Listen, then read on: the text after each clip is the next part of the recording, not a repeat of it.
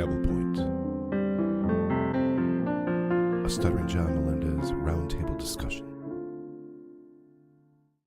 Welcome to Point Dabblepoint, a weekly discussion where we get caught up on This Week in Stuttering John, J.O. to Keanu's leather pants, and ask Kate Meany who phones the best. I'm Karl Hamburger, and with me this week, from Missy B Good on Twitch, it's Missy B. Hi. What is happening, Missy B? Happy to have you back on the show. I kind of missed it the other day on WATP. You didn't say anything about John. I'm like, what the fuck is this show?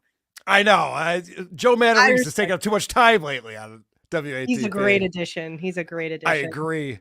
From Bedabbling Live, Tukey Soup, Potato Soup, and at Obnoxious John on YouTube, OJ's in the house. What's up, OJ? Hey, what's up, buddy? Making my first appearance on Point Dabblepoint. The debut on Point Dabblepoint. Very exciting. And also, speaking of exciting and excitement, from Who Are These Broadcasters and the Bladt cast, Christian Bladt is here, everyone. WATB. What's up, everybody? So excited to be here, and I can tell the chat is already excited that I'm here. Yes, they're losing their minds. People are leaving to go and tell their friends that you're here, and then they'll come back with their friends, obviously.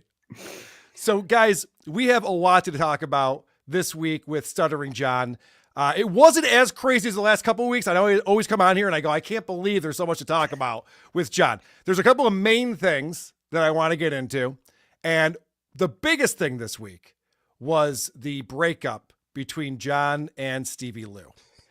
Now, my conversation started with this is we all knew this is what was going to happen. This was inevitable that John and Stevie Lew would be on the outs and there'd be like all these issues and things.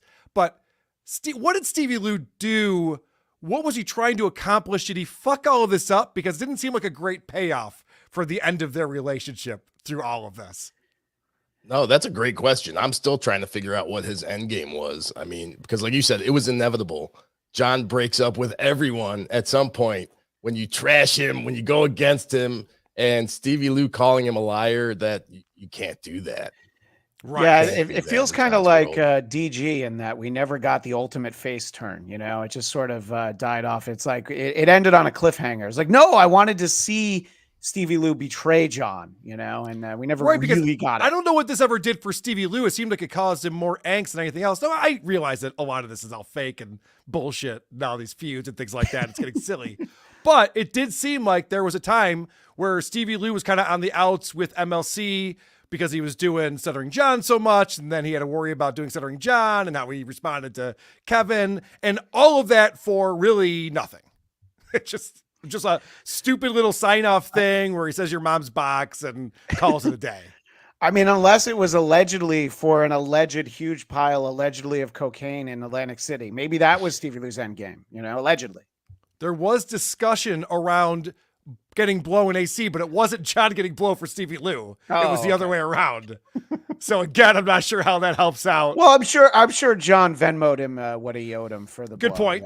Yeah. Very, very good point. Well, let's see. I did 3.5 rails, but you said the first one was on you, and then the key bumps I think Vince is gonna Venmo you for. So John Coke math. So the crazy thing about this Stevie Lew thing that happened this week is that Stevie Lew has one final discussion with Stuttering John before John writes him off forever. And he says, you know, your mom's box. And this gives John the green light to dox and harass Stevie Lew's family.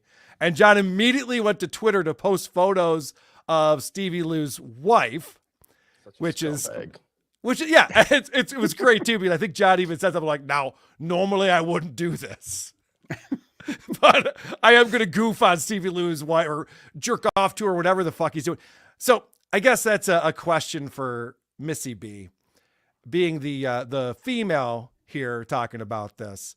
When someone says they jerk off, or in John's case, do the squeegee bit over you, is this a compliment? Is this a creepy thing? How do you take that?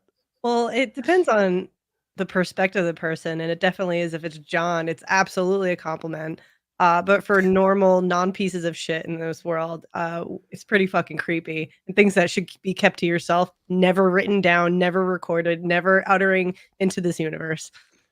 Yeah, the whole idea of having a spank bank, I'm pretty sure, correct me if I'm wrong, guys, A spank bank is like people you've been with, experiences that you've had that you hold on to. It's not meeting up with Keanu at a comedy show and she's wearing tight pants and then you jizz all over your stomach the next 3 days, right?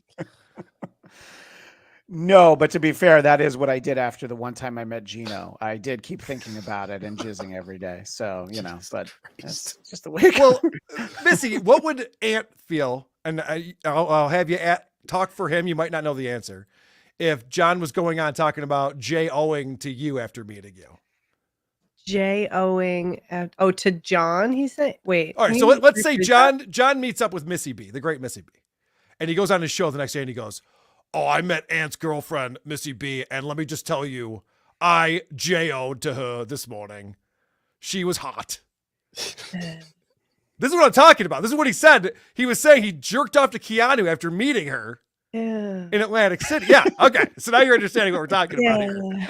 How do you feel? She had on a tight leather I feel like I need to take a shower right now. Okay, this didn't happen. This didn't happen to you. All right, happened to Keanu. Don't worry, you're okay. Well, I need to help her somehow. She needs reaching out to. She needs therapy. I invited both Gino and Keanu to come on, and I know they're friends with John now, but I thought maybe they'd they're besties, huh? Yes, they're besties. How'd they leave? Did I miss this connection? I've seen John, recent. Was it Gino and him? But interesting. Oh, is it because with AC that Keanu met him? So now she's more in the loop. Yeah. So Keanu has a show. She's doing her show. John's been a guest on her show. She's been a guest on John's show. Now, Keanu's show is with her mom. I don't know if you've ever seen it.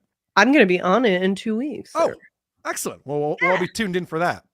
So apparently when John went on and thought he was complimenting Keanu by saying that he jerked off to her and that she's in his spank bank now, Keanu's mom was not happy about that. She thought he was a gross human being for saying that.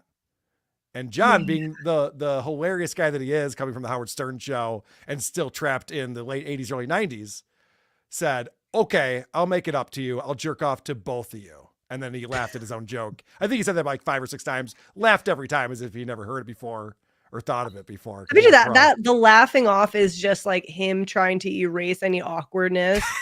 And it's ghoulish though. It's the way he does ghoulish. it. He's just like, "Don't worry, I'll jerk off to you too."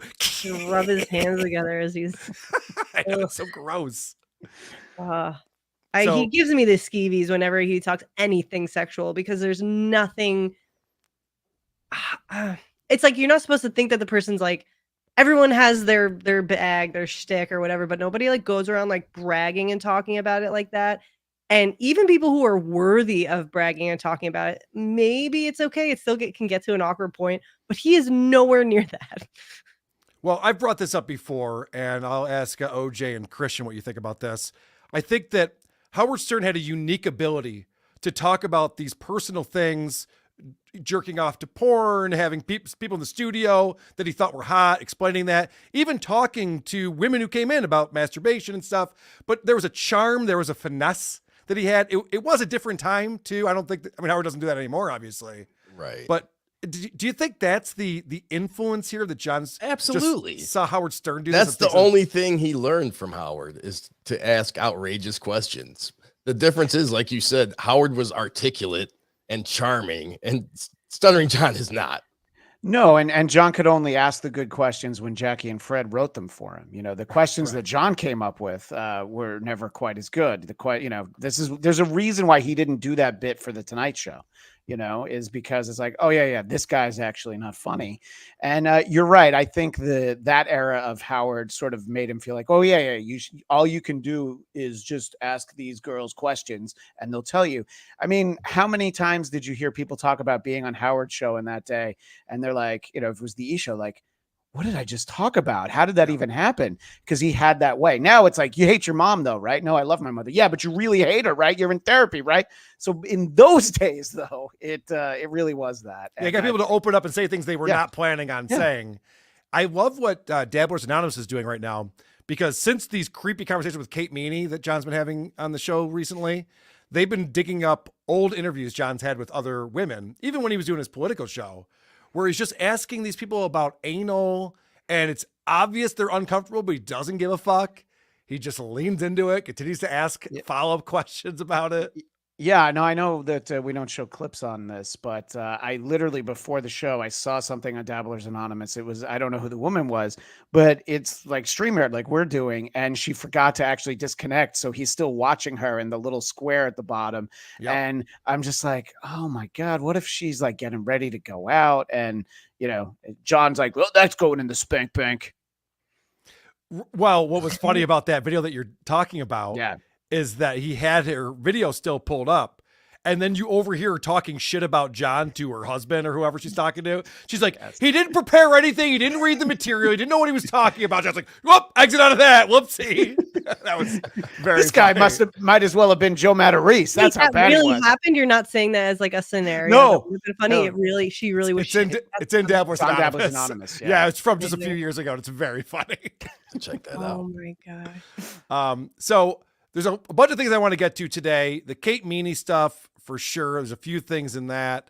I want to talk about the schedule change. John's changed his schedule yet again. The weird story he brought up about Artie Lang talking to Susanna about John beating her. And that was bizarre and out of nowhere. Stephanie Miller. We got to get into the Stephanie Miller stuff today. But before that, I want to get caught up on the super chat. Thank you. Dave Sarah of $2 says, I'll be on Backyard Boys Talking Studio at 8 p.m. Come talk smack. All right. Excellent. Check out BYB tonight. Dave Sarah, who will also be coming to Largo, Florida, WATPlive.com, March 22nd.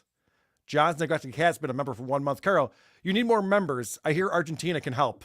Ah, yes. A lot of controversy right now around the Shuli Network. For the first time, people are thinking that maybe Shuli's up to no good.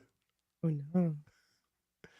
Melissa Young just gifted 5 for these podcast memberships. Thank you so much, Melissa. Christian, you got to help me out. We got to figure out what our celebration is for gifted memberships. I mean, obviously, I would try to take on 2 penises in my mouth, but that's already been done. So yeah, we'll have to try. I think we need some kind of dancing gif of producer Chris. I think that's what Ooh. people want to see. Yeah.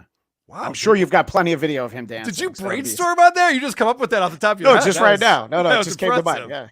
Yeah. John's Neglected Cat gifting 5 YouTube memberships. Thank you very much. And Mason in Portland, aka Portland Shane Gillis, also gifting 5 memberships. That is fantastic. Thanks, guys. Let me Tampa give a quick 7. shout out to people like Cardiff because both Cardiff and I had accept gift memberships turned on. So a gift membership to this channel was wasted on me and one was wasted on Cardiff. So Wasted?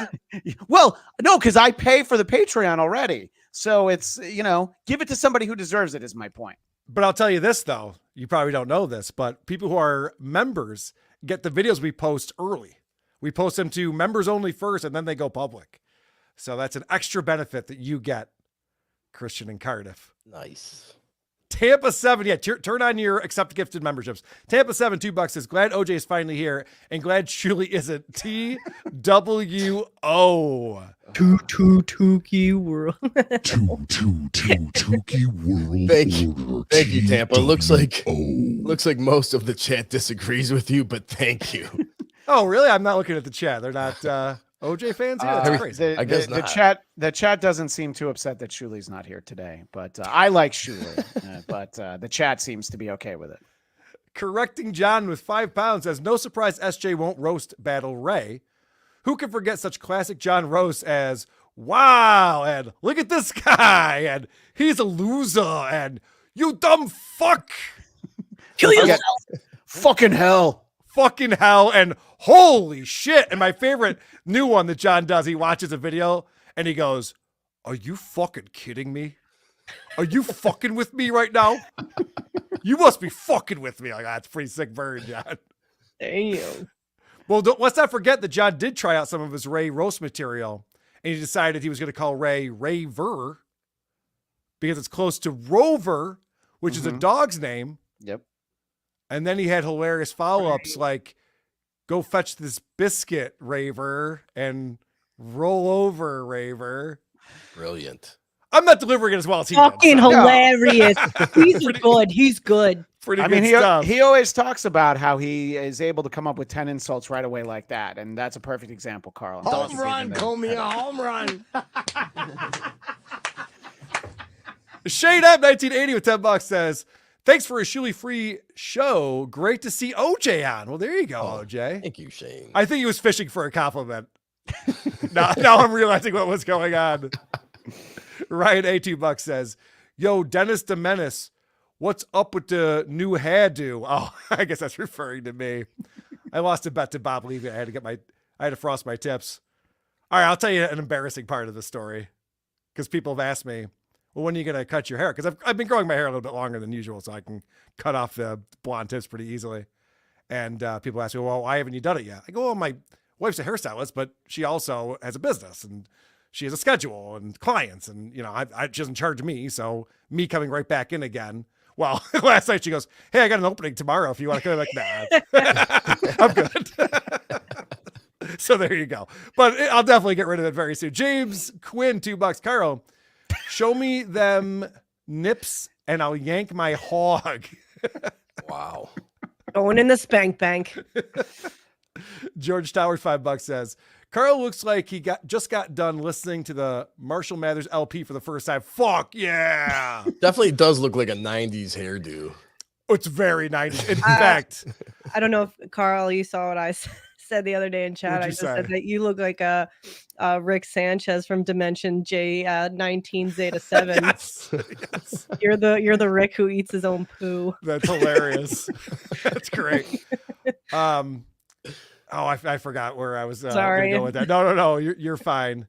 That's what I was gonna tell you. So, you know, I made this bet with Bob. Bob was gonna frost his tips black, and I had to do mine blonde. If the Bills won, I would have won. Chiefs won, whatever.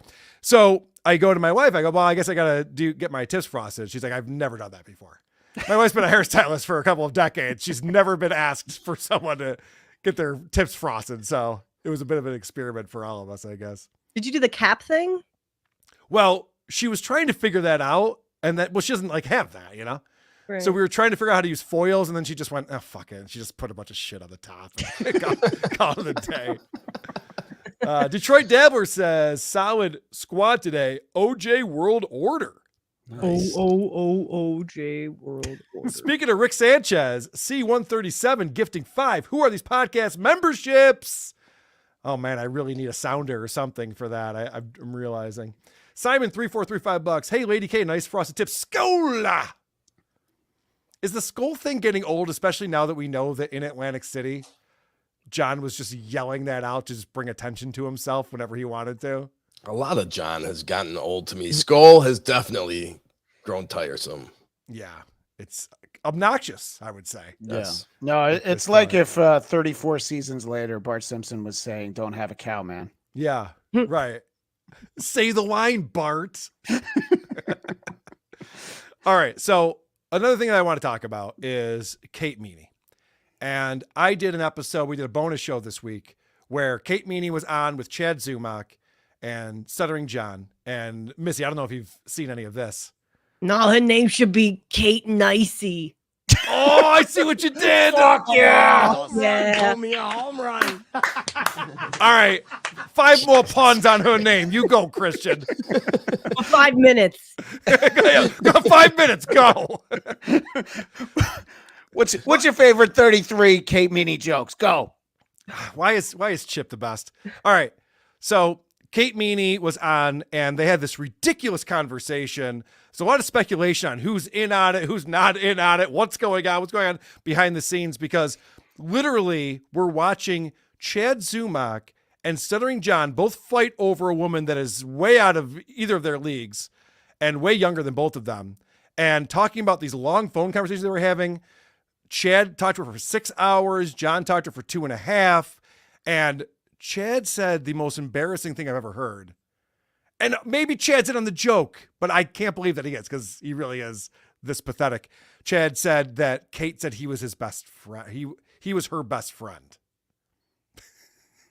So, OJ, you're shaking your head. What was your takeaway from this? How real is this? What's going on? Well, El Rible says it all of the time. These people are looking for friends. They need friends. They don't have anybody in their life. They want people to love them. So Kate Meany, who's going to stay on the phone with them all night, apparently, you know, he's definitely going to go after that. Same with John. It's like this is like high school. I was about to say it's high school dynamic. It's I want to be friends with these guys, so I'm gonna be a dick to the people they don't like to get that one up, and it's just this childish way, and then the calling. No, you hang up first. Yes. You know, I think the only way that Kate Christian- Meany could create entertaining content was if she recorded those calls and then did an entire show where she's like doing the dishes and like, you know, and we see how little she cares about them for those 6 hours.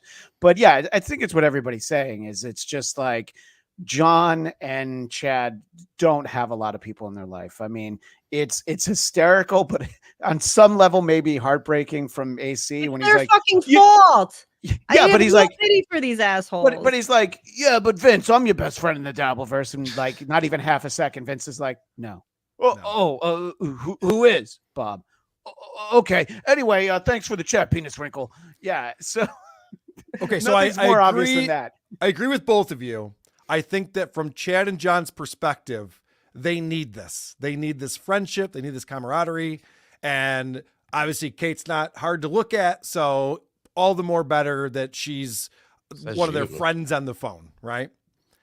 But there's no way that Kate is really interested in having these conversations. She must be setting them up for something, in my opinion. The way I look at this is I go, okay, either someone got in Kate's ear or Kate came up with this idea where she's going to have these long conversations and text threads. She's going to record everything.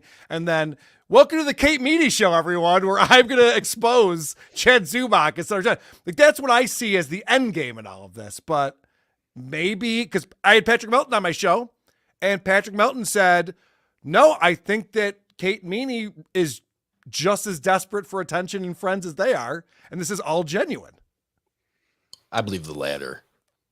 You agree with Patrick Melton? Yeah, I do. I think that she's just another psycho that has come into our universe.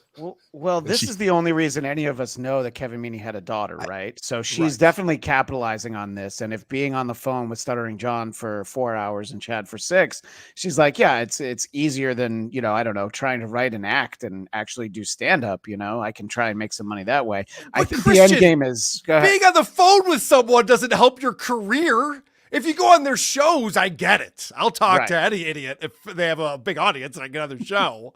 But why I wouldn't talk to them on the phone for 4 hours? I have better things to do with my time. Wait, so you don't talk to Hackride for 4 hours? It's just no. Me? Oh, okay. I shouldn't then. Yeah, but she is a girl in her mid-20s. I mean, girls do that. They talk. But she's too young for me. She's too young for me, OJ. I wouldn't. Okay, I would never. OJ, if you asked me, I would go. OJ, I think you, me, and Christian are around the same age where, talking on the phone was a thing. I don't think 20-somethings today are talking on the phone. Missy B, you're closer to this than we are. I love how you think I'm in my 20s. I didn't say you were, but I said you were closer. The segue from it, really, You're in your teens, right, Missy B? You're dating Anthony. That's exactly what I was trying to get to. I said I'm not even 20. Yeah, I hate the phone. I'm panicking. I just watch it ring, and I'm like, what else could I be doing right now that I'm not picking that up right now? Right. Like if my mom's calling me, I'm like, someone's dead. Well, like, or the fear that I have is if I pick up, how long is this conversation going to go on for? Because I have shit to do today. Well, that's why I don't pick up my mom's either, because it's like fucking 2 hours later. I'm like, how did I let that happen? Right. So that's why it's weird to me that she's even talking on the phone with anyone, let alone guys who are old enough to be her father. Now, granted, it does seem to me that Katie does have some daddy issues going on. She's made some jokes here and there, and the fact that she obviously seems to be gravitating towards these older men in the Dabbleverse tells me there's some telltale signs. But are Chad and John the guys that you're going to go to if you have daddy issues? I mean, that's like masochistic. Well, I mean, I feel like with John in particular, there's some end game down the road. It's like, KB has some master plan that it's like, because it was so sudden that it's like, I hate her. I'm never going to talk to her again. And it's like, oh, look, it's my best friend, Kate Meany. And, you played those clips where she's saying like, oh no, yeah, John, you're the best. And she shrugs off Chad mentioning, John said these bad things about you. So it doesn't feel even remotely genuine. So I feel like we're just waiting for some Kate Meany shoe to drop, Okay. So I'm glad you brought that up, because one of the things that I watched this week was Uncle Rico did a fantastic job. I reached out to producer Joe and told him what a great job he did, because they were playing the clips of Kate Meany on John's show, and John would say something like, "Who says you have flabby arms?" And then they'd play the clip from a month ago where John's going, "That whore Kate Meany with the flabby arms." And then Chad would be like, "Yeah, you were calling her a whore." He's like, "No, I wasn't." And then they play the clip of John calling her a whore, saying that she had a big jaw. And he's like, "I don't know why anyone would say that." And John's saying that. So Kate's aware of all of this. Yeah. And don't forget about it, John talking about how she fucked like 8 guys or whatever. Well, yes, we had a whole video about how he was calling her a whore. It's like, this is none of your business. She's 24 years old. What do you care what she's doing with her life? And now all of a sudden, he's like, he's protecting her all of a sudden. I don't know who's calling you a whore. That's crazy.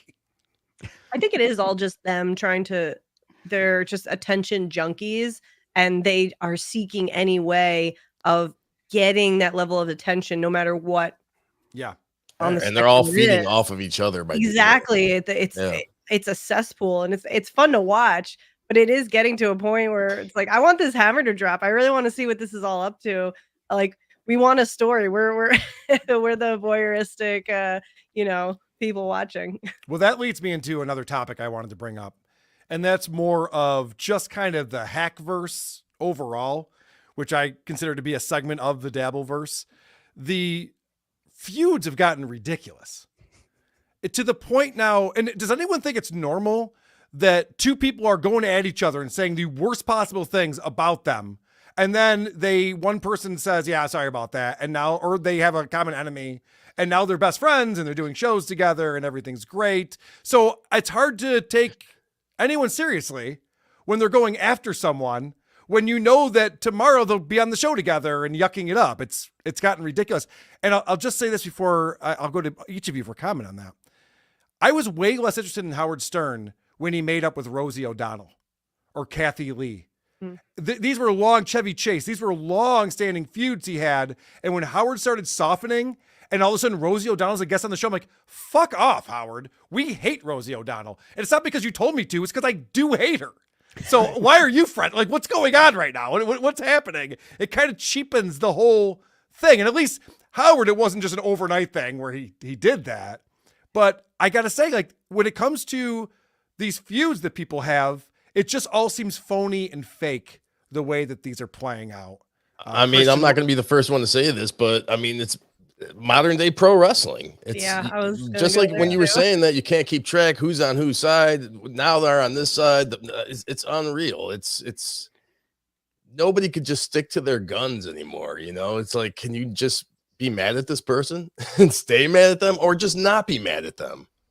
Yeah, or just not have an issue with them at all. Right. Everybody takes, or a lot of people take this way too seriously. Way too seriously. Yeah. All the people we cover. Yes. To backtrack to Rosie, first things first, Karl, TikTok, you don't stop. But also, I worked at 30 Rock. I was a page when Howard got so furious at Rosie O'Donnell. He actually got in the car and was broadcasting from a taxi. People showed up. They followed him into the lobby. He was demanding to be. He knew he wasn't going to be let into the building, but it was such great theater to just sit there and watch. And yeah, to hear like Rosie O'Donnell's going to be on the show today. I'm like, what? I mean, why would she do it? Why would you do it? And I think that AC really is like, I think the Dabbleverse has jumped the shark many times over, but now it's like gone back and jumped the other way and gone over the shark tank again, because that's really what every video out of AC was. John's like, he's friends with this guy. These guys are friends now. And literally everybody except Rocco. And I think if Rocco hadn't made that joke, he probably would have been like, yeah, Tukey, you're not so bad. Well, I'll say this. I think the people who showed integrity in AC were Rocco, Patrick Melton, and Bob Levy. Right. That's true. I think those are the three people who are just like, no, you've been talking a lot of shit. Now we're seeing each other to our face. What's up? And I don't think that, I mean, Rocco doesn't have that attitude or approach, and Patty's pretty laid back, but you know what I mean, though. It's this thing where John was all ready to just have all of the friends in the world. I just want to be friends with everyone. Even when he showed up, he was so mad at Vince. He was ready to have him disbarred. He was ready to ruin Vince's life that Friday morning, and then by Friday afternoon, they're BFFs. By the way, if we're talking about AC, just for a second, it's really important. I've been aware of John Melendez for, 30, 35 years. until those videos, I had no idea he was that short. I knew he wasn't tall, but seeing him standing next to other grown humans. Than him. Yeah. I'm 5'7". That's pretty average, I think. I'm taller than him, or I'm like at the same height, but I don't feel like I'm looking. I feel like I'm looking. Well, let's talk about that real quick, because it's obvious John is not 5'7.5". No. Obviously. No, and I say I'm 5'8" and I'm 5'7.5". So yeah, I'm sure John used to be 5'7" or 5'7.5". He's not That's anymore. True. His neck has disappeared. Other things have happened. His arms are awkwardly long on his Yeah. body. It's really weird. Yeah, well, it's good for boxing to have. You mean these arms behind me? Yes. They're just extra. They just Oh my gosh. The crazy thing now is that when John takes a sip of something, like he'll take a sip with his right hand and his left hand goes up like this. I think I have seen that now that you For Eric the Midget Crab Claw. It's almost like how like your pinky and your ring finger kind of like move together when you do stuff. Right. His arms move together. He can't help himself. I like so double awkward. fisting. That's That's what he does when he's not on camera. But what I thought was crazy is that John, everyone's photographing him and videotaping him, and he's next to Vince the Warrior, who's obviously 5'5" or so, and they're the same height, and all these people are towering over him. And then conveniently, John goes to the doctor when he gets back home, and they measure his height, and he's 5'7.5". Wow, how convenient that happened the next week after you get back and everyone says you're way shorter than that. Then he also did probably post a said he has picture. cirrhosis too, and he didn't hear that. He was just really fixated on the height. Yeah. All right, so I'm doing great, Doc. No, not at all. He also posted a picture of him next to Anthony Cumia to show how tall he was. Oh, I didn't see If that. you saw that, yeah. Oh no. It must have been an old picture though. It was an older picture, yeah. Yeah, obviously. Well, Ant is taller than me. Yeah. So Ant's taller than John is. Well, and Karl, you were talking about this. I think it was on the emergency show. When was the last time you, as a grown man, had your height taken at the doctor? They always take my weight, and I'm never excited to hear what it is. But I can't think of the last time they tried to tell me how tall I was. Dr. Steve messaged me about that.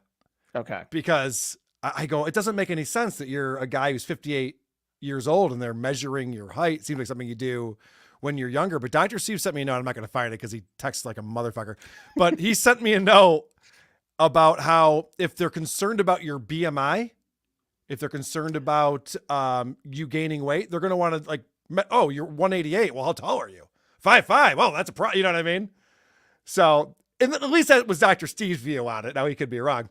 His view on it was that they only do that when they're concerned about you gaining weight and your BMI. That's the last thing we should really be concerned about with John. I mean, it's one of them. It's one of the things you should be concerned about. I don't know about last. Top 5, maybe it's in the top. Yeah, it's probably top 5. I would imagine. I got if he gets blood work done, the doctor has to be like, I don't even know where to start. There's so many different things I have to tell you about. Yeah, this whole course.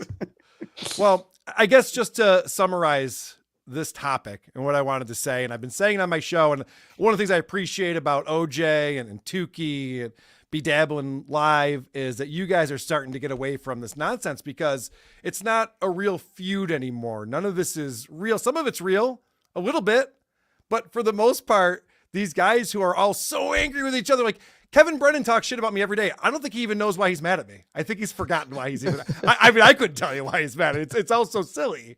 He used to say I did a great job. I went on a show a few times. We had a great time, and now I'm the worst person to ever exist. It's just like, okay, well, this is retarded.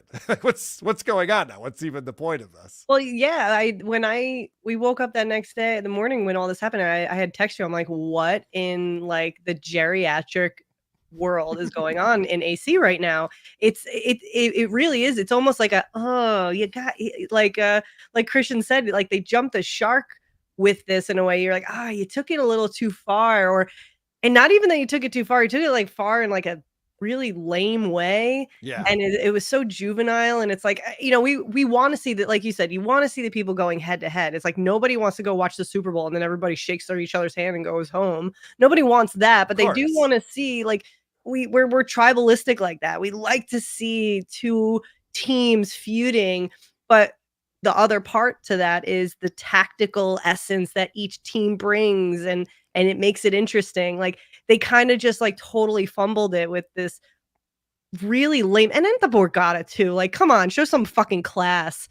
Like, go do that shit at Harris. Well, it's like watching the Globetrotters versus the Washington Generals. Like, okay, it's entertaining, but you're not sitting there worried about the point spread. It's not a real game that we're playing. It's all made up. I thought the Generals were due. I thought they were due. Put 5 large on them. All right. I hit this one. Nice. Hey, Lady K, nice frosted tips. I think I hit that one. Okay. Plaguerat, $5 says, on the entertainment spectrum, John has no idea how much closer he is to William Hung than Howard Stern. Wow. That's a very good point. Oh. He is the Sanjaya. Was that the guy's name on American one Idol? everybody voted for because they knew he was the worst. They wanted him to win, Rumpled Trenchcoat, a Columbo podcast, $5.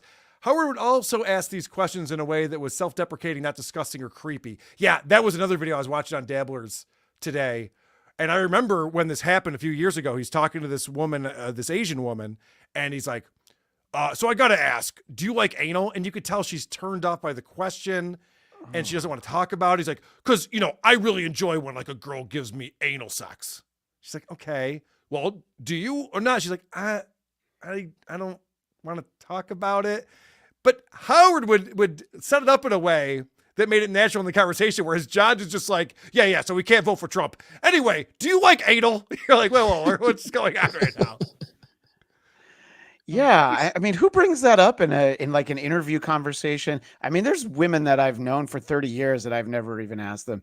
Every once in a while, Missy, you'll know somebody like Zia will tell everybody she meets, Zia Anderson will be like, oh yeah, I love anal. Yeah, we get it. We know. But other than her, when is it an appropriate conversation unless it's somebody you know really well or if it's someone who has an OnlyFans, then that could be an appropriate if it was an OnlyFans and that's what you're expecting of the show and that's coming. But when it comes out of left field like that, I wish somebody would turn that back on and be like, do you think that's a suitable question right now? Like, do you find yourself as a decent interviewer that's the kind of question you'll run to? Or if you even want a shock factor, that's pretty fucking, like, I wish somebody would turn it back on him and put him back on the spotlight. But they're all like, well, I'm going to show with Stuttering John. Yeah, for the first time and last time. Erica Ann, $5 says, afternoon, everyone. Great panel today. OJ, sorry, you are creepy to look at, sir. You got to think against citrus. They're so juicy. Yeah, come on. I do. I look like a floating orange anus. I get it. Yeah, OJ is the only guy who has like an avatar that makes him look worse than he actually looks like in person. Everyone else becomes cute and likable. Cardiff is adorable. You're right. Yep. You thank Dr. Steve for this. He made me pick this one. So don't blame Dr. Steve for all your problems. Yes, I tried that once. Red 4735 says, still sick from meeting Hitman Dan's monster wife in AC. Either it's COVID or this is the start of a zombie movie. Gross herpes pig. Oh, Red, I'm sorry to hear that. Did you shake her? You didn't touch her, did you? You weren't inhaling when you were near her, were you? Because don't do that. That was something else. The Hitman Dan and Dawn saga that was going on in the AC. I bet John knows whether or not she likes anal, though. Oh, he has said that he jerks off. He's jerked off to her before. Because that's what. Do you remember the deleted tweet that John put out about getting a blowjob? Remind me. Please don't. Someone said that. Listen closely. Missy's going to throw up. So he put out a tweet when he was in AC. He said, I think it was like 8 o'clock or so. And he said he was getting a blowjob tonight. But I don't know. I heard the rumor that someone grabbed his phone and put that on his Twitter. So I don't know. Because what I was thinking was maybe Dawn was going to be servicing John that night. Oh, no. Well, I did see that tweet. It was all misspelled and everything like that.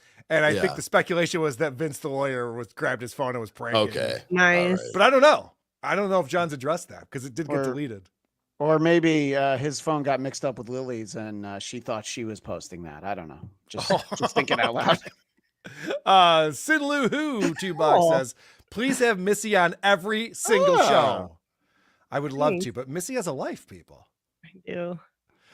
BR Longhorn, $2. Shuli rules, you all drool. Boom, gotcha. FOJ. Hey. Damn. I think a lot of the Shuli fans hate me because they think I hate him. So you know how it goes. Is that how it goes? Y'all so sensitive. Penis Wrinkle $2 says, Karl, have you heard Vince the Lawyer's $125,000 offer?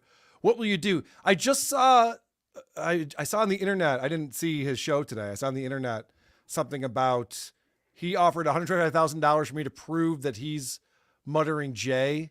But this is, one of these like no-win scenarios. As soon as someone puts up that kind of money, it's fake. A $200 bet's a $200 bet. A $100 bet's a $100 bet. A $5,000 bet is not a bet. No one's going to pay out on that. No one's, when they sued Alex Jones for $1.26 billion, like, well, good luck. You're not going to get any of it. That's ridiculous. What are you doing? So I don't know the details of it. I'll look into it. But what about when John says he's going to put 2 large on it? I mean, that's usually pretty impressive, right? 2 large loads. I love when John was challenging, I think this was Anthony Kumi. I think he was challenging him to an IQ test. Or maybe it was Blind Mike, but he said, I'll put up $1,000 to your, or I'll put up $10,000 to your $1,000. Yeah. That I'm smarter than you, that I'll beat you in an IQ test. I'm like, well, that's proof that you wouldn't win an IQ test. That's not how gambling works. You don't give yourself 1 to 10 odds. It's retarded. Stupid. But I will say this about Muttering Jay, who is Vince the Lawyer, but there's more than one person running that account, obviously, because Muttering Jay has completely changed. Muttering Jay used to be very different on Twitter, and now it's turned into someone who has nothing else to do with their life. They're just tweeting all day, every day, responding to every single thing they get. It's a waste of everyone's time. So you say you have proof that Vince the Lawyer is Muttering Jay. Are you going to be releasing this proof? I would love to. I'll share it with you. I'll share it with you, OJ. Why aren't you going to share it publicly? Well, why would I? First off, I don't want to give up my sources. My sources don't want anything to do with this. Okay. And secondly, what does that do for me? Like, I know that Muttering Jay was Vince the Lawyer for at least a certain amount of time, if not the whole time. I don't know about that. But it doesn't win me any points to show my evidence. Can you on share like a redacted sort of thing? See, the problem is that because of the way the evidence works, Vince would know who submitted that. Look, we get it. You don't want to get Oscar in trouble. We understand. It's fine. Exactly. I don't have a problem with John's family. All right. Jesus. Crude and Crass John. $2. Who's the hottie in the corner? Do she That 3 beautiful inputs? OJ. I know you love that juice. Just answer the question. Do you 3 input or not, Missy? Do you do tree? I saw tree. I don't use trees. Brian, $5 says, Karl Hamburger makes me question my sexuality. Master's degree SJ is my new hero. I might need help. Save me. TWOFSJ. TTWO. I'm bored. Janet, the evil lawyer, coming in. Member 3 months. Clearly, she's never done that because your whole head is blonde. You look a lot more like Max Headroom. Double guns, Hamburger. Yeah, I know. It's not exactly the just the tips. In her defense, I never give her just the tip either. 2 short, long dogs, 2 pounds, says Vince the Lawyer, $125,000. Vince the Lawyer, $125,000 offer if you can prove he's MJ. Yeah, it's. By the way, if you think that Vince the Lawyer is not setting a trap, do you think that this is like a legit thing? He's just like, no, here's the money, Karl. You got me. Nicholas Elcock, $2. OJ and Shuli fans unite. Let's hate SJ together. Oh, look at that. Yes, some unity in the Dabbleverse. I like that. That's what I was trying to say to KB the other day. When he's goofing on me and then he starts making fun of John. I go, hey, look it. We're all having fun together now. Making fun of John. It unites all of us. Janet, the evil lawyer, $2. Love you, miss you, Shules. P.S. NOJ shows only. No J shows only. No J shows. Like no OJ. That's ridiculous. How dare you? I have it in my dark background. Mike says, Missy, what happened to your dark background? What dark background? I mean, she has more than one room in her house. If that's what you're Well, I asking. only do this room, but I there's a window, and sometimes it's dark when the sun goes down. Could be just a daylight thing. Yeah. Mothman BR with 5 somethings. OJ looking cranky today. Who pissed on his luggage? It wasn't Kevin Dumbfuck, not this time. Wait, you had your luggage pissed on? Yeah, Yes. DabbleCon. Yes. You didn't hear this story, Oh, Missy? wait, okay, okay, I think I do remember this one. Yeah, Kevin Dumbfuck and him roomed together, and he was blackout drunk or something and got up and just peed into a OJ suitcase. Yeah, I woke up to him pissing all over the desk where my jeans were and my shoes underneath. How does that happen? Drugs and alcohol. Yeah. Who would have imagined that sharing a room with somebody named Dumbfuck was going to end badly? You dumb fuck! I gotta get that on the board, obviously. What happened to Kevin Dumbfuck? He ran from the Dabbleverse, huh?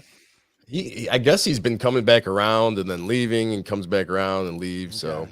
So he's on the ranch with David Chandler. Imagine getting run out of this fucking universe. Like, everyone's accepted into this stupid bullshit. Super B $5 says Shuli forever, OJ never. OJ gets facials from Turbo Melendez. Is that true, OJ? That is true. Wow. That's some guy stuff right there. Steve Morton, $10. Skull, fucking hell, squeegees. All of these and more ruined by John. Guess. I was down in Florida near my house down there, and there's a bar that we went to that happened to be a Vikings bar. And I don't know if you guys know this, but the Minnesota Vikings, their big cheer, their big chant is Skull. So on all the different posters and things they have around the bar, it just says Skull everywhere. And it's very triggering for me. I'm sorry. Can't hang out there anymore. William Borgeson, $10 says, is Shuli out taking his GED today? He better, because I heard he didn't graduate high school. Kate has English muffin tits. There's been a lot of discussion about Kate's tits. That might be more on her than anyone else. Reverend Just Say Powerful Pooper, $2 says, I'm just here to support Peaches. Nice French fries, Carl. Or is that an orange? I think that's OJ. Yeah. Well, thank you, Okay. Reverend Shitstain. You like how I assumed it's just some other fruit? Peaches. Danny Brophy, $5. I enjoy a lot of the Dabbleverse, WATP, Tukey, Cardiff, and Shuli network. I really don't get all the hate Shuli gets. FSJ, FKB, love Missy's chip. Oh, Chip. I love Chip. Fuck too. yeah. Home run, call me a home run. I once got in a text between Chip and myself, and I was like, how did I get into this conversation? That's I hilarious. actually couldn't get out of the conversation. It was really hard. Is that his good boy phone or his naughty boy phone? Oh, right. I don't know. Barnes and News with $10 says, I think performative SJ has taken on the characteristics of a pro wrestling heel. The best heels figure out how certain things that they say and do make people angry and want to watch. Barnes and Noobs, I love Barnes and Noobs. This guy puts together really great content. We've used it a bunch of times on WATP, and you are spot on. John makes those faces. He does it on purpose. He's looking at himself in his camera, in his view there. And he makes those faces. We're just like, I'm the bad guy. Oh, look at me. I'm gross. I think you're onto something. He's figured that out. It's like he reminds me of Popeye when he makes those stupid ass faces. Yes, except for Popeye is hilarious. Right. Be the main difference. Something else I want to talk about, but this segues nicely into how gross John is this latest thing with Stephanie Miller. John was bragging to Kate Meany, of all people. Well, the reason why I got brought up is because one of the super chatters was like, tell Kate Meany about when you couldn't get it up for that lesbian. Because John told a story, pretty well documented in the Dabbleverse, but in case you don't know, John told a story once about how he was hanging out at Pickwick and talking to a lesbian, and the lesbian says, oh, wait, actually, I think I have this on the board. Oh, wait, I do remember. She says, You know what? I miss penis. so John goes, I have a penis. And she goes, oh, great. So they go back to his place. And they're ready to get it on.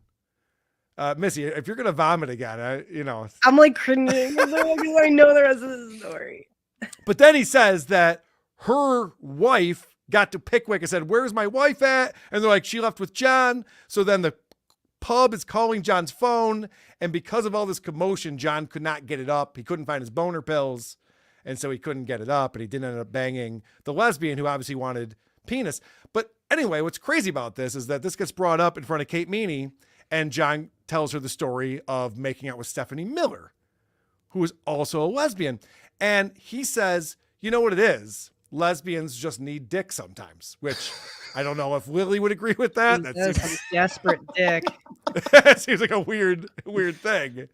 But speaking of making out with Stephanie Miller, which is a crazy story, this recently resurfaced. This is Stephanie Miller back when John was on her show. This is February of 2016. She says, "Welcome to our nightmare. You can actually see the BO scratch and sniff version coming soon at Stuttering John." Those aren't shadows? Nope. Those are pit stains. The only shadow is the microphone, but those pit I stains. honestly, because I could see there's some shadows. Oh my God. Why is he like doing that? Yeah, He's actually, proud like of- he's looks proud like of a it. decent human being with a goatee. I'll give him that, but that's all he got. So Stephanie Miller tweeted that out because, she's trying to drum up support for her show. Hey, we got Stuttering John's on the show now. Check it out. Well, it didn't last very long, as you guys know. John was not long for the Stephanie Miller show. But Stephanie, being a nice person, who I guess made out with John on multiple occasions, according to John, we got to get Stephanie on one of these shows. I'll reach out to her. So Stephanie helping support her old friend John. So that was February 2016. Fast forward to October of 2016, and she tweets out, "Stuttering John Melendez is in studio with us this morning. Check out John's new show at Podcast One." So now John comes on as a guest months later, and they're promoting his new show that he's doing on Podcast One, which was a pretty big network back then at the time. What's great about this is somebody found this in Dabblers Anonymous. No, not somebody. I'll tell you exactly who found it. It was Majestic Risk 7 found this. Oh, and RR Safety was the one who posted that other Stephanie Miller tweet. I appreciate you guys finding this stuff because look at the comments underneath this tweet from Stephanie Miller. So she's already subjected her audience to Stuttering John for however many weeks that lasted. And then you look at what people were posting underneath her promoting John. I've been a loyal fan of the Stephanie Miller show for years, along with my mom, and we just cannot bear John Melendez any longer. His crude, aggressive, flirtatious comments were the tipping point for me. Clearly, Vanessa was incredibly uncomfortable and shut down. Stephanie, please cut him off and cut him out, especially in the climate we are in now when standing up to this sexual, disrespectful talk is so important. And it seems to be exactly what you stand for and why I will always listen to you. It is essential to the consistency and integrity of your show to not enable him. And then the hashtag is Stephanie Miller fan, just not with John. Wow. So pretty well written, I would say. I think I understand That run-on statement in the end. Yep, but it's a very good point. I understand exactly. But this isn't just a one-off. That was Brooke who said that. But then Margaret says, "Thank you. I thought I was the only one. He thinks he's being funny or whatever, but that routine is old and only fits on Stern or the Trump campaign and is totally opposite of what we expect from Stephanie Miller's show." Oh my God, John being compared to anything Trump. Oh, This is shit. there are a lot of parallels between Stuttering John and I Trump. wonder, yeah, you usually like sure. make a mirror of yourself. Yep. Let me introduce you to Melendez University. Susan Nelson says, "Come on, Stephanie. John Melendez was so awful on your show. Did you really think his actions towards your executive producer were anything close to appropriate? You should have shut him down hard. He may be your friend, but all the more reason to stand up and do the right thing and point out his behavior wasn't funny. It was disgusting." So this is a radio show where people are just listening and going, "Oh, this guy's a creep." Yeah. This guy's a fucking problem. You can't even see how gross he is. Yeah, I know. It's one thing Oh, yeah. when you look at him and you go, ugh, but this is crazy. No. So then redeeming qualities. Kate says, "How can we have a discussion about Donald Trump's sexual misconduct while John Melendez is so creepy on your show? Going to have to stop listening on Fridays. How could you let this go on this morning? Poor Vanessa, so disappointed." So I guess John was on mic on Fridays because All of these women are like 46, right? probably, yeah. So then Dan Soda, not to be confused with Dan Soder, Dan Soda writes, "Every Friday, John comes on, the radio goes off, and I listen to the rest of Mike Malloy's podcast. If, of course, the damn thing loaded from the previous evening. Then in hour 3, I turn it back on for Frangella." So unanimously, and there's all these likes on these comments, it seems like nobody from the Stephanie Miller show was picking up what John was putting down when he was on there because he doesn't know politics. I love that he recently said this to Kate Meany. He goes, oh, so I was on the Stephanie Miller show. You know, she's a well-known lesbian. I made out with I was a writer on that show. What the fuck did you write? What are you talking about? What would he write? I wrote my name on a piece of paper. Every day I wrote a note that said, Vanessa, can I grab you by the anal pussy? Oh, Jesus Christ. So what's your take on, because I said it on my show, I don't remember John bragging about making out with Stephanie Miller, but it has resurfaced some of these times that he said that. It seems crazy to me if Stephanie Miller, first off, is disgusted by John, as you can tell. He did not last there very long. He says it's the worst boss he's ever worked for. She was an asshole to him, deservingly so. But what is with this brag of making out with Stephanie Miller? Do you believe it? Where is this coming from? Christian, what say you? So I think it could have happened maybe one time, and it could have just been, I don't know, some kind of outing where there just was an insane amount of alcohol. Not for John, because it doesn't take much. But yeah, look, I think that maybe we all make bad decisions sometimes. Not usually John Melendez level decisions, but I can see how it happened. But I think if it did, there's no way it happened more than once. And she probably, hates herself for it a little bit.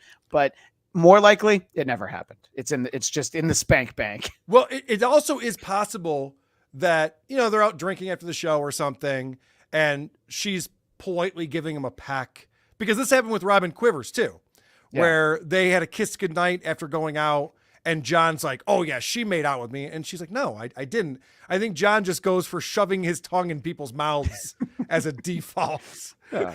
They're leaning in with their cheek for like a nice, cute little peck, and John's just got his tongue down her throat immediately. Yeah. What do you think, Obnoxious John? Yeah, for John, it's all about conquest. Women are objects to him. That he's how many times have we heard him brag about how many women he's been with? So that's like, remember he was going to write a book called John Line Dating. Yeah, God, I do remember that. I know that's a book. I would download that. Fuck, I'd pay any amount of money to get that on audio version to hear John. And then put the PDF on your Patreon for free. Well, yeah, of course. I'd obviously make it available to anyone who wanted it. Oh, yeah, MP3. Sorry. The beauty of Stuttering John, if he were to write that book, which is all about his sexual exploitation since he got a divorce, he would use first and last names every chance he got. And it'd be like... And disgusting, gross details. Yeah, it'd be like... Melissa Henderson, she swallowed. I guarantee. So repulsive. So Missy B, what do you think? Do you think John's making out with lesbians all over the place? What's going on? No, and the first thing that came to mind when I heard this was even the Fox News crew, those kind of people who go to those bars right after. Yeah. I did have the honor once going after a red eye taping with Ann. Nice. And you see the energies there, and the people who know each other and they work with each other. It's a very everyone's like joking, maybe even like rubbing each other, hugging each other, you have your work wife and all things like that, so people can, I'm sure that there was like this, like she was playing like oh John, or something like dumb, like you're drinking, you're kind of being unhinged anyway. So I think he probably took something like that, maybe like a story, a joke, or whatever conversation. And you don't know, you're drinking. You don't fucking have any true calculation of how the stories go and whatnot, but you will pick apart things, especially if you're a constant liar like John, and inflate something into something that doesn't even exist at all. So that's probably what happened. That's my take. All right. So it's definitely an exaggeration. Well, yeah. Or a flat out lie, but I think it is an exaggeration. That makes perfect sense. John only needs 1% to make 100% for him. That's a very good point. Yes. I've got an outside theory too. I mean, obviously, I think Stuttering John might on occasion get blackout drunk once or twice. And all it takes is somebody to be like, I can't believe I saw you making out with Stephanie at the bar. I did. Oh, yeah, of course I did. Somebody just thought it would be funny to tell him he did it. And he's like, well, clearly that must have happened. That's my outside theory. When I grab girls by the pussy, it's a good thing because I vote for Democrats. You have to understand that. It's different. It's different when I do it. Another thing that happened this week, just to kind of wrap up the Kate Meany stuff, unless you guys have more you want to talk about.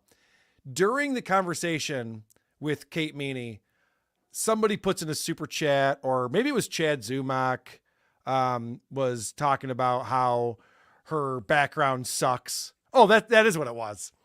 So she went after Chad by saying, "You're such a narcissist. You have a poster of yourself on the wall behind you." And Chad's big comeback was, "Well, at least I'm not in front of my kitchen." And so then Kate says, "Well, I actually ordered a bunch of furniture. I have new furniture coming in and blind or curtains. I have all this stuff coming in." And John immediately goes to, "And who do you have to credit for all that furniture?" And she goes, "What? What do you mean?" And John was trying to take credit for the fact that she could afford furniture by saying that the first time Kate was on his show, she said what her Venmo address was. And John goes, "And I saw she got a lot of money on her Venmo." No, first off, and this leads to another thing I want to talk about is dollar amounts being thrown around in the Hackverse are ridiculous. This has gotten so silly that someone gets $50 or someone doesn't get $50 and it makes or breaks their entire fucking month for some reason. It's insane. But how does John think that he could take credit for Kate Meany buying furniture for her house? Missy, do you know about this? I did hear like John talk about that. He's like, "Oh, I got furniture too," or like he in like inserted himself. Yeah. That's all I got. Wait, I didn't hear the rest of the question. No, it's okay. Christian, Well, him taking credit for it is just like him taking credit for discovering all the whack packers that called in that Howard took on the air. John wants to take credit for everything. Yeah. Oh my gosh. I was watching John the other day and he was talking about, I think he was watching Shuley or something, and maybe he was doing a Jeff the Drunk impression. I forget how it came up. And John's like, "And who discovered Jeff the Drunk?" "I did." Say, "No, Jeff the Drunk called into the Howard Stern show every day. You were the phone screener." That's not discovering someone. It's very different.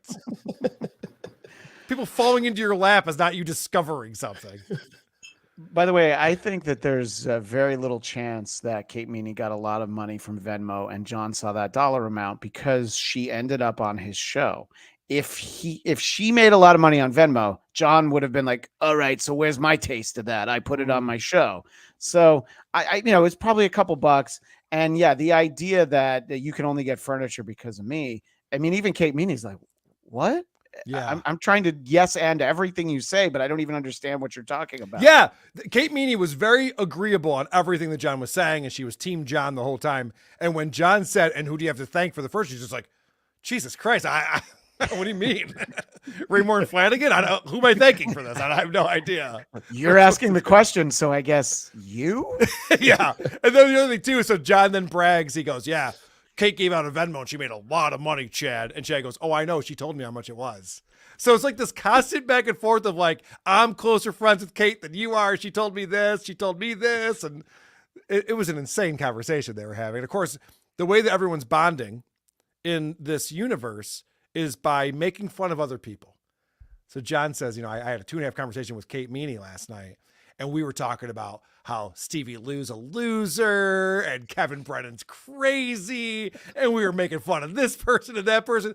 It's just the Cedric John show at this point. It's not a phone conversation with someone. It's just what he does, right? Just ranting and raving like a lunatic. I don't know. I hope she is recording these phone conversations because I am genuinely interested in his phone call dynamic. Like everyone has a different way of like talking on the phone. So I'm just like kind of curious, but like, I don't know if he I don't think he knows how to turn it off or he's just John all the time. We heard the call. Someone secretly recorded him in the cab when he was in AC, and it was like, oh, was that the John show. I hate when people talk about my kids or something. I only let them do it because was that the conversation? I thought I heard him say I don't think so. So they were taking an Uber over to the comedy show, and John didn't know that everyone in the Uber knows everything that's going on. So he was telling his life story, and he's like, "Yeah, I used to do comedy until they got me canceled. And then I was teaching, and then they got me fired from my teaching gig. And he's just going through all the same complaints and nonsense he says on his show every day.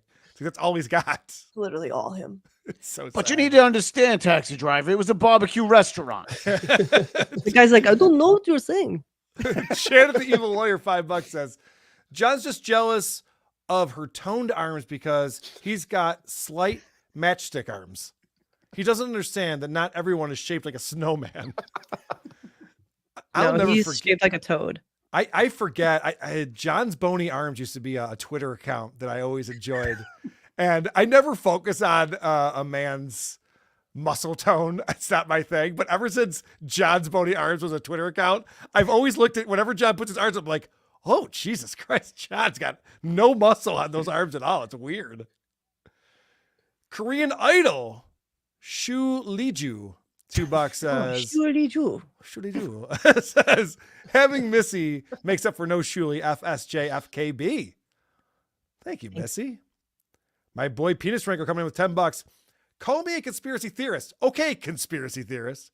But I think the fight with Stevie was a work. SJ seemed like he was forcing his anger during their fight.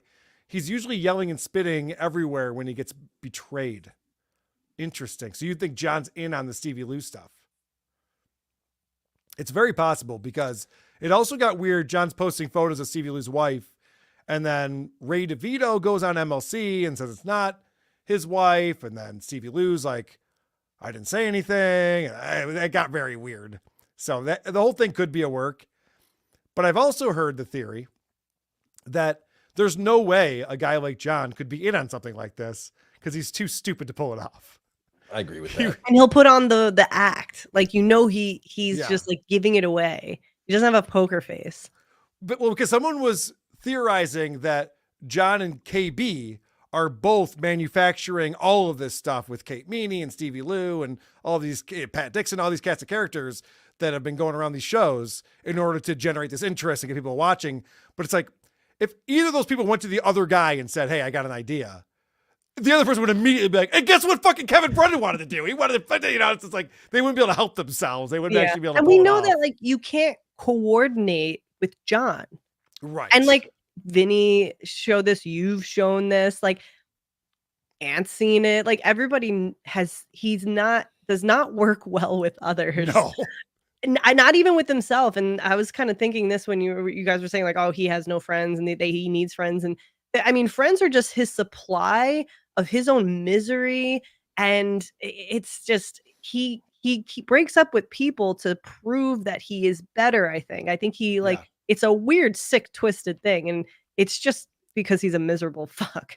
And it's Missy, sad. are And you you want to talking feel about bad John? for him, but he's Missy, are you talking about John or Kevin Brennan? I can't tell from. they're all kind of cut from the same cloth. They're basically the same guy. Opie, they're all very yes. they're all very similar people. I want to actually see like John, Opie, Chad, Joe Matarese too, I think, and Steve Ray Vito, whatever. Ray DeVito, all right, yes. Those guys I want to see in one fucking room on a mic. And I just want to see what happens. All right. I tell you what, Missy, I love that idea. I will put up $125,000 of Vince the Lawyer's money to make that happen. Okay. Let's do it. I think that I think that'd be really interesting. Like a round table discussion like this, but like be fantastic. For them, like the redemption of some sort. We could have them all walk into Gephardt's while Opie is doing his show, and then Opie will clip out the part of the show that none of them were on, and no one will ever see it. Yeah, right. My boy, Brian Johnson, tell him Steve Dave. Karl, my wife thinks your frosted tips look cool. Missy, have any single girlfriends? I do. Her name is Sherry Rank. You should go find her. She lives in Brooklyn Heights. Well, Brian is spoken for, obviously. Hey, Christian. Hey, OJ. Hashtag TWO. Hey, Brian. And, of course, Brian's wife, you can find her on her OnlyFans account. If you go to Mary Beth Rosie, Mary Beth with an I and one R. I guess that makes sense, right? Also, I have Brian and E-Rock are going to join us in March for WATP. Looking forward to getting the band back together. Nice. Would you kindly coming back together? Articulate John $2 says, Missy looks like Terry Clifford. Wow. Those are fighting words. I don't know who that is. Terry Clifford was a morning jock here in Rochester that became the subject of Jocktober many times. Very, very obese, awful looking pig of a woman. Oh yeah, look at that. Oh my God, I see it. I see the resemblance, guys. Yeah, that's not good. Thank you for bringing that. Like, I have goals to work towards now. Yeah. Thanks. We're going to start calling you Terry on the show. Muttering John's Dilder says, OJ, you look just like Amy Schumer. No, wow. She looks like me. Wow, it's uncanny. It is. There's now I can't unsee it. Yeah, it's pretty bad. It's the mole on her ass. 900-pound mole. A queef in the night. Would Dawn be toothy or gummy? Well, it depends if she takes her teeth out or not. I suppose. Sleep in the night. Yeah, it's great. 544 Camp Street, $5. How similar are Stut Joe and Eric the actor? They both have the same gullibility, where they believe everything and both are angry little men. I have to tell you, I'm upset that we don't have all of the old Eric the actor internet radio shows he used to do. Oh, his American Idol show that he used to do? Yes, that. Yeah. I think he had another one too. They would play clips on the Howard Stern show, and it was just him lashing out at everyone. Callers would call in, and he's just angry at everyone, and just demanding money, demanding things because of his fame and everything. And John's the same guy. Yeah, it really is the same person. It's hilarious. You know, there's a lot of similarities of John and other whack packers, and you know, one that I always think of is High Pitch, only because of the way that Vince plays both of them. But I think Eric, the actor, and Stuttering John are probably the closest. I always thought of John as the first whack packer. Yes. Well, Hank the Angry Dwarf now I think is also very similar to Stuttering John, especially when John gets all riled up and angry. Sid Lou Who, $5 says, "Hey, Karl, I hear the Backstreet Boys are looking for a new member. Are you interested? I auditioned, actually. Turns out you need more than just the hair." And by a new member, they mean a new bottom. Mark Abatista, $20 says, "Great show, guys. Thank you. And send me a picture of Missy. Strictly platonic. Anthony is a year older than me. I wouldn't squeegee to Missy. It's a compliment, you dumb glass houses." It's a well-written super chat right there. My boy Nasty Al coming in with $20. Thank you, Al. He mentioned his almost totally clogged arteries, but it hasn't been discussed much. Is it a real thing? Is he just keeps hammering beer? TikTok. Did he? I didn't see him mention. I heard him say that he got back from the doctors and they did blood work, but I didn't hear him say anything about clogged arteries. Yeah, we have him on the death poll for him and Joey C. We don't think are going to make it through the year. It's just Joey C is going to get hit by a car. That's how probably. Joey C just walk around the street now, live streaming. But I have to say, from what I heard about AC, Chad Zumach's got to be put in that list too. Like, who's going to get out of 2024 between those three guys? I think Chad's got a better chance. I've said I think Chad's going to end up in either dead or in jail within the next 2 years. I said that about a year ago. So yeah, okay. We shall see. Missy, what do you think, Christian? Well, Karl asked Missy, so I'll defer. Who's going to survive? I mean, between the two? Or let's go Chad and SJ. Well, I would say that Chad at least has like the testosterone resilience that'll like kind of just keep you alive a little extra longer. Okay. Whereas like John is clearly depleting in many ways. And John's transitioning. John's almost fully transitioned. Yeah, he's got like weird femme like attributes. Like when people were taking those like photos of him at AC, I was like, he looks like an average nobody that goes to the like casino every weekend. You know, when like you go to the casino and it's been like years since the last time, you're like, there's people in this room that come either every day or every weekend and just trail around with their little like sitting at the little squirrely pressing buttons. Like that's what John looked like. It's and dare I say, Missy, that he has a bad dye job. Bad dye job? Stuttering John does. His dye job is terrible. Yeah. Oh yeah. He's doing his own haircut. Like you'd be surprised what just like a decent haircut will do. Yeah, it would help. Also, now, I wasn't in AC obviously, but all the videos I saw, it just seeing him standing in a setting that isn't at his house, it's like he didn't look like a real person. He looked like one of the animatrons from Pirates of the Caribbean, like standing in a casino, just like with the keys. Right, exactly. The one with the really dirty foot, obviously. But I think it's so hard to imagine. I think of the three we're talking about, Joey C is most likely to live. But I think John, it's just inevitable. You know, he's been doing his show since he got back where he's like, I'm just chugging Ensure now. The picture behind me, he's like, this is orange juice. I'm like, well, then why isn't it in a clear cup? You know, he's just like trying to pretend, I guess for his mom's sake, he's trying to pretend he's being healthy, but there's nothing healthy about any. He said he looked gray. Like, yeah, people said, and that's a telltale sign too of like early onset, like heart failure. Yeah. Well, but hold Your on though. blood isn't circulating to your like extremities. But Missy, he doesn't live in an area where the sun comes out very often, so it'd be very hard for him to get a tan. Oh, no, never mind. That's not. No, he just doesn't the leave case his at all. house. Yeah. Well, he goes to the gym every day, as he says. Look at Missy B's face. She's like, what? I mean, Okay. I can't imagine when, because he clearly has just woken up. No matter what time his stream is, he just woke up before it. Also, I don't even know if he goes to the laundromat.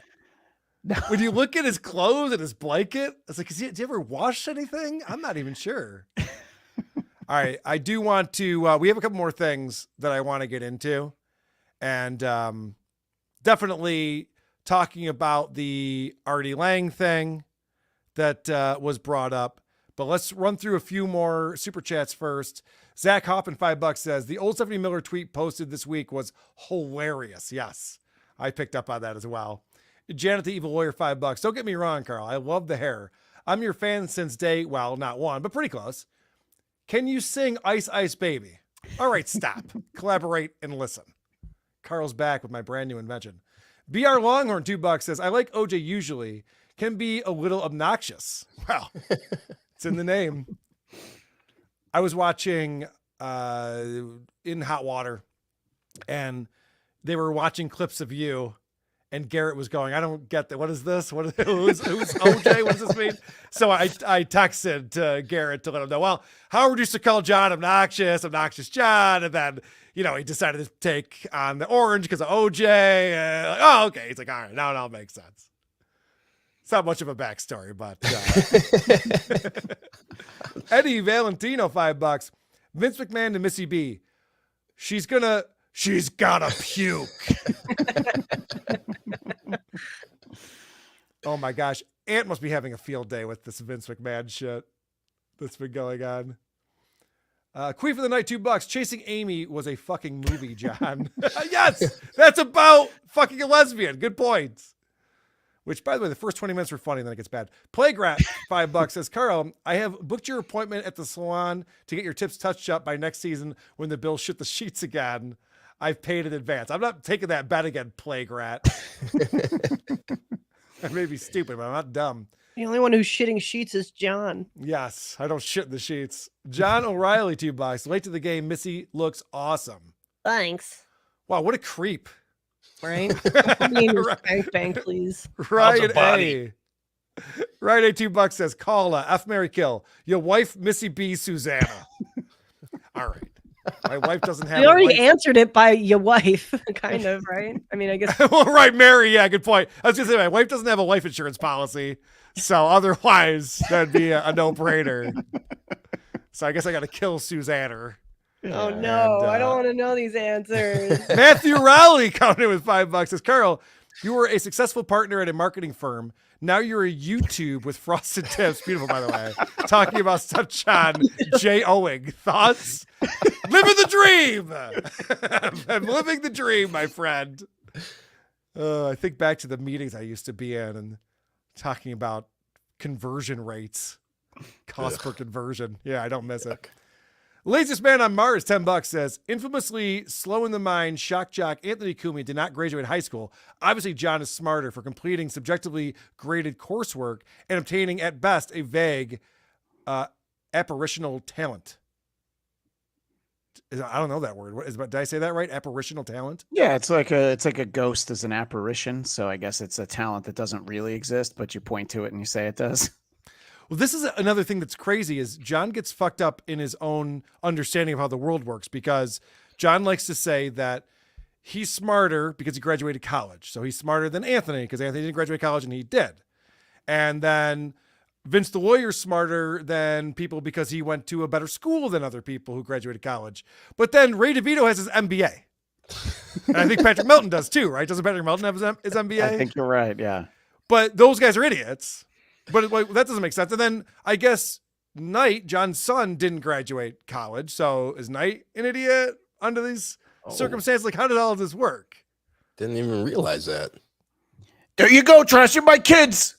I'm just saying. I mean, I'm just doing the John math on this. I don't think that going to college means anything. It just proves that you can show up consistently. That's all it really takes to graduate college. I mean, it is a significance when you have somebody who didn't graduate high school or any of that and become successful versus somebody who did all put themselves into hundreds of thousands of dollars of school student loan debt and then doesn't really do anything with it. And then it's just kind of, and this has been brought up to John too, like Bill Gates, Mark Zuckerberg, like there's very famous people who didn't graduate college. It's not a necessary thing to do if you're successful in life.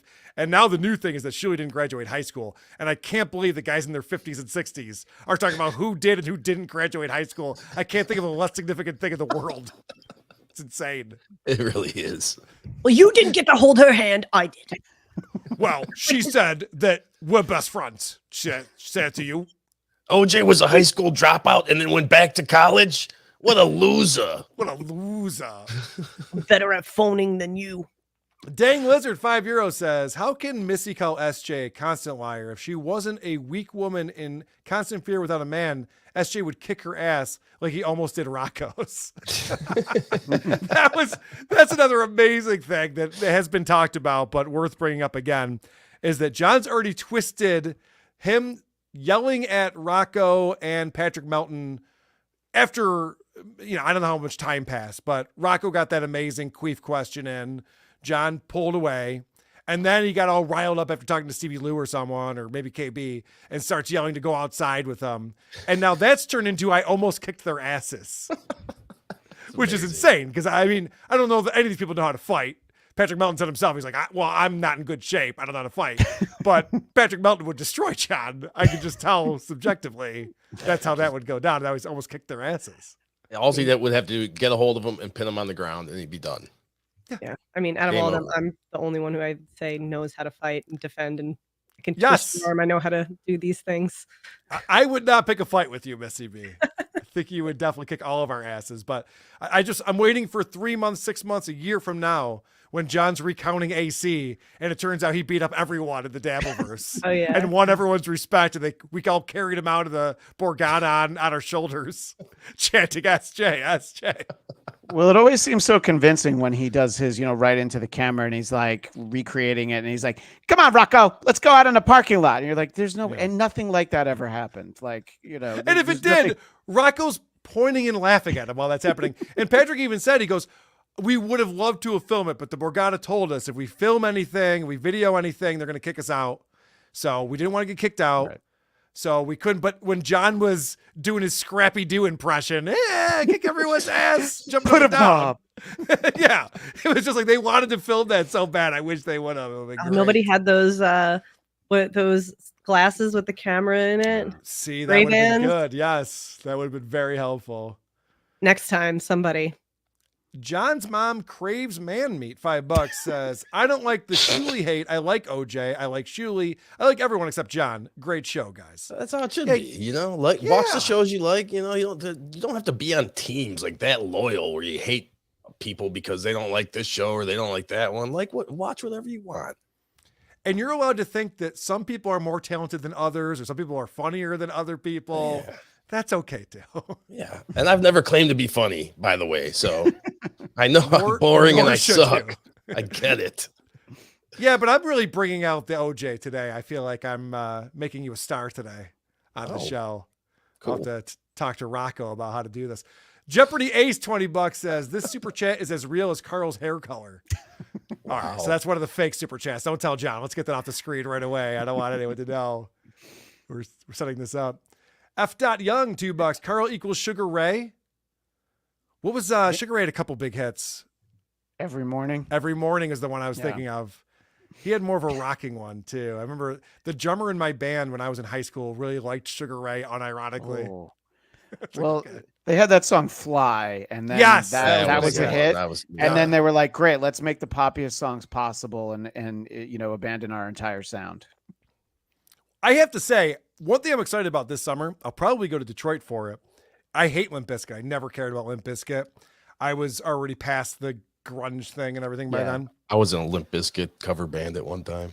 No shit. What did you play? Really? At that time, I was rapping. You're vocalist stuff. Yeah. So you did it all for the Nookie? I did. Nice. So they're touring with Corey Feldman this summer. and my I God. will go to that show. I have to see Corey Feldman perform. And I'll stick around a little bit for Limp Bizkit, see what that's all about. I want to see if there's people in their Junko shorts showing up and how much 90s nostalgia is going to be happening. Look at at this Chomp. show. You can just hope that they open with break stuff, and then you're like, all right, I can go. Yep, we got it. Good stuff. Mike Mandell's Pillow $5 says, everyone showed their hand in AC. I can't do it anymore. Uncle Rico's now just repeating everything. It's like, okay, boys, we're starting all over. Yeah, I like Uncle Rico does a service because John's doing a show every single day and Uncle Rico's responding immediately so I can watch them and get the highlights. But a lot of what John is doing now is as boring to me as his political stuff because it's just the same shit over and over again. It's all performative. It's not real. I just want to see what's going. I want behind the scenes John. If I could watch John do his podcast from a side angle or I could like see his shitty apartment and see what's going on for real, I would subscribe any amount of money to that should be like the $100 tier on his Patreon. Yes. Who of us wouldn't find the money for that? Because I'd love to see the side Just angle. have an Arlo cam just stuck in the corner. I feel like that's Vince the lawyer's endgame. I think that's what Yes. he's ultimately trying to do. Oh, is that Hope why Kate Meany's involved to get into John's house? She just sneaks in. I said it from the get-go You're when Kate Meany was befriending John. I said, is Vince behind this? I wouldn't be surprised. I have no knowledge of it, but Are we gonna get into conspiracy shit now, or are we saving that? Like, let's do it. Let's fucking do it. Dang Lizard, I'll come back to you. Thank you for the support. We'll read that in a minute. What do you got? I don't know. I really think like there's I think there is someone, and John's not involved in it. I don't think John's involved in it. Like we were saying, like he would be too showy, show his hand. Excuse me. But I think it's KB putting people up to it because he already has that control. Hey, you can't go on this show, you can't go on that show. But what you can do is under these stipulations, and you got to bring something back for me, or you have an objective of some sort. So I think he's given homework to these people for attention, because they'll take any kind of attention and be part of something. And so, yeah, I think there's just, and I don't have an idea of really what their end game is. I'd like to know this end game if it really is true, which kind of really feel like it is. That, yeah, I think KB has some sort of army out there doing all this. I think Stevie Lew for sure. I think this was a plan between the two of them. And I would not be surprised if Kate Meany is also working for Kevin Brennan on all of this. There's going to be some big reveal that embarrasses John, and then John lashes out at everyone. OJ, you're nodding your head. Yes, at this. I'm nodding my head because I could see KB doing that. Yeah, it makes sense. But I think KB's the only one who could do it. You were talking earlier about how John can't be in on anything because we've seen how he fake acts. If he knows something that he needs to keep secret, he can't. So I think KB can definitely pull all these strings. I mean, Kate Meany and KB, it makes the most sense because, she was on his show.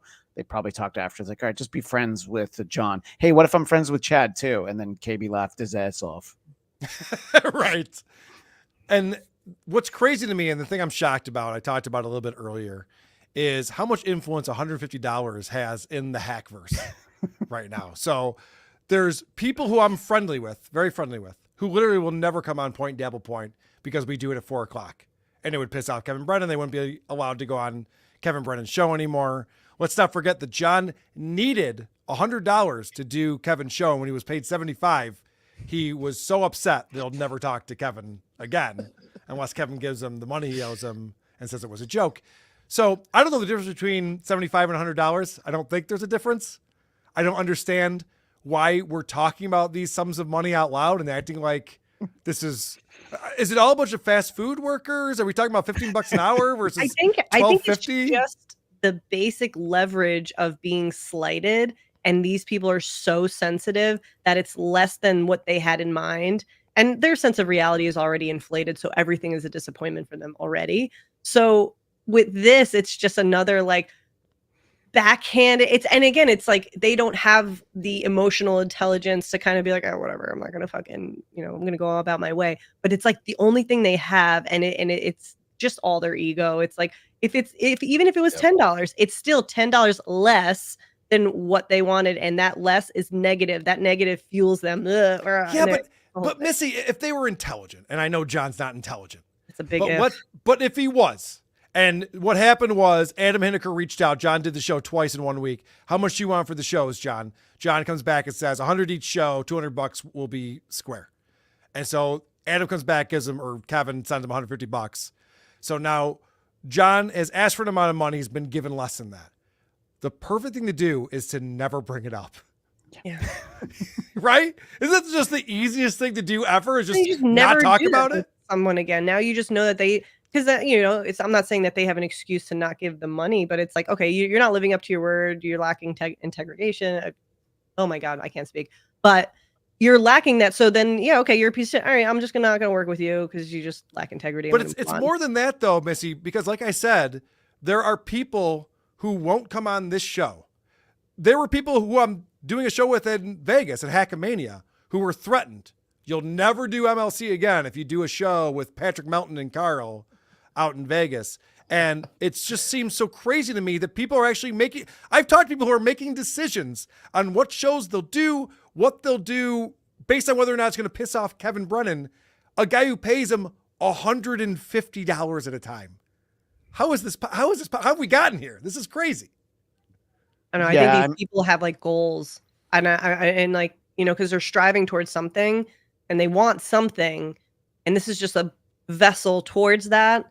And we don't know what that is. Obviously I think everybody has their own means and their own way. And they are all comics are all selfish. That's what they do. It's all about them. It's all how they're going to do it. They're not selfish. They're lazy. This is my point. Okay. I understand what you're saying, but if you're going to change what you would do and you're going to make decisions based on $150, get a job. You can still do comedy. You can still do podcasting, get a fucking job. So you're not relying on Kevin Brennan's $9,000 a year. But they think that they make more money on this road with them. Like it's like some weird sick investment. What comedy career is taken off because they're on MLC? I'll wait. Kevin Brennan does not prop up anyone in the comedy scene. Comics hate Kevin Brennan. Real comics. He's a huge gatekeeper. All the people he came up with hate his guts. Want to punch him in the face. Bob Kelly, Bill Burr. They don't like him. So this thing where, and it's funny that the people that now are going on Kevin's show, it's gotten embarrassing for everyone involved, but it shows you where he's gotten to at this point. He used to have real comics on his show as guests, and now it's Stevie Lew every day. And no offense, Ray DeVito. It's like, guys, this is not helping your career in any way, and it's embarrassing. You're embarrassing yourself. Well, if KB's show was big, obviously someone who would have gotten huge off of it is KB. Who is most people still don't know who he is, right? Yeah. And I don't like a lot of what he does, but the fact that he stiffed John the $50 is one of the funniest things that's happened in months. I love that. I agree. And you always have to tip your hat when somebody does something great, and that's exactly what I think. If he'd given him $195, it still would have been a big deal for John. Yeah, we said $200. It was the right move, and I remember Vince on Sunday was on John's show, and his best appearance in a very long time. Vince was explaining to John, when you're in negotiations, you can't be the first one to throw out a number.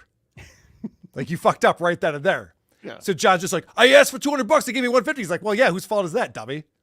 Don't ask for a certain amount of money. They're going to lowball. Don't ask for what you want. Ask for more. Right. Right. If John was like Trump, he would ask for $300 and gotten 200 and been happy with it. But the other thing, since we're talking about conspiracy theories, Missy, I have one. There's been a schedule change. When John got back from AC, he went back to mornings, 11 a.m. his time.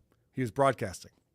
And I think the reason he did that, he didn't want to drink on the internet every day like he was doing because his mom's watching and his mom's going, this is not good. But now he's back to his afternoon slot. I think he might be teaching again. I think he might be picking up shifts as a substitute teacher, not at the same school he was at, but within the school district. He still has the credentials. He still has it through, I think, June of this year, where it's one of those things where it's hard to find those people who will do that. Come in at 6 a.m. and babysit a class all day. So I think that's what's happening. Any thoughts on that, anyone? Yeah, I might actually know. I might actually know someone in the Los Angeles area who might be picking up shifts as a tutor. and you do it for like 2 hours from like, I don't know, 1:30 to 3:30, depends on the school district. And you make more than if you did one of the services that places you as a full-time substitute teacher, which is 5 or 6 hours. So if you can kind of, I don't know how John would have, but I have talked to people who it's like, you know what? Yeah, I still have most of the day free. I can still take meetings. And so I think that John might be doing something like that, some kind of after school program where you don't actually have to teach and you just go like, yeah, do your homework, you know, and that's kind of it. Interesting. So it sounds like Christian has some information he's not giving. Well, I don't know about John doing it. I'm just saying I know people who do it. Don't talk to Gino about it, but there was a writer's strike out here, and there were people who didn't work and people who are still not working. And so that's a way to kind of make some quick money where you don't have to put too many hours in. So I feel like John's probably doing pretty much that, and that's why he still has plenty of time for his afternoon drinking stream. Yes. Okay. So just throwing it out there, just a theory. That's I'm more apt to believe that. To afternoons. Dang Lizard 5 Euro says, you wonder why SJ is still alive. He isn't. The Dawn of the Dead turned him years ago. Remember when he infected his whole family? Hashtag beware the Dawn of the Dead. That's great. I've heard crazier things, guys. It's very possible. Joe Carson Wright, $2 says, thoughts on SJ replacing Trashing Me with Denounce. Oh, what was he saying? Renounce the other day. He renounced me. Renounced my kids. He renounced my kids. Chad Zumach is a midget. $5 says, have the Hatleys been confirmed for the Florida show? I haven't been laid in a while. I was hoping to have to put zero effort in to smash. Soft swinging. Should I reach out to the Hatleys for the Florida show? I mean, Monique from Radio Gunk is going to come out and hang out with us. Yeah. Oh, cool. I wonder if I don't know about his wife, but Brett's actually a pretty entertaining guest whenever I say Brett? Stuff. Well, I don't know his fucking name. Isn't his name Brett? Brent. Right.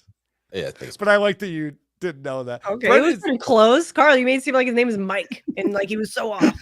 Brent is no, I know. I wasn't trying to goof on Christian. I was more making fun of how famous Brent is. Brent Hatley. A guy who was on the Howard Stern show and Bubba the Love Sponge for decades, and no one remembers him because he was I just remember him for soft swinging. I didn't really remember his name so much. Well, one of the greatest things that was happening when the Stern show was getting very bad and I was still listening was Brent would talk about how him and his wife were swinging or going to swingers clubs, and Shuli would come in and go, no, they're not. They're not doing any of that. None of this is happening. And he would call him out, and Brent would get pretty upset about that. Cardiff Electric coming in with 279 says, OJ, MB, CB, and no potato. PDP has jumped the shark. Fuck you, Cardiff. That's Carl saying that. I love the potato. Cardiff Electric. He got a fucking invite today, so this is why he does that, just to annoy me. By the way, I did like for Who Said It on the most recent episode. He used his old filter voice. I thought that was a nice touch. He didn't sound like present day Cardiff. I thought that was some deep lore right there. It was a nice callback, yes, to a simpler time. Janet the Evil Lawyer, $5 says, I remember when we made fun of John begging for super chats, and now, well, here we are. P.S. Knight is trans and marrying a trans, just saying. That is true. Oh, are they engaged? I didn't know that. I did hear that. I heard that her husband's or wife's or whatever you would call that's name is Day. I don't know if that's true. No, come on. It's just a rumor. I don't know. They pick their own name, so it's very possible, right? I mean, that's fun. It's cute. Anything's possible. I'll work on the invites for the wedding. That's fun. You guys have fun with that. I'll write speeches for free if anybody's interested in reading one at the wedding. Not that that'd be fun. Not that Janet the Evil Lawyer is being serious here, but it just reminded me. I was watching again. People are posting these old videos of John on his show, and he gets done with his podcast, and he goes. This was the one where he brought up the woman who walked away and then talked shit about him, but he was trying to like look and see what she was up to after he was done interviewing her.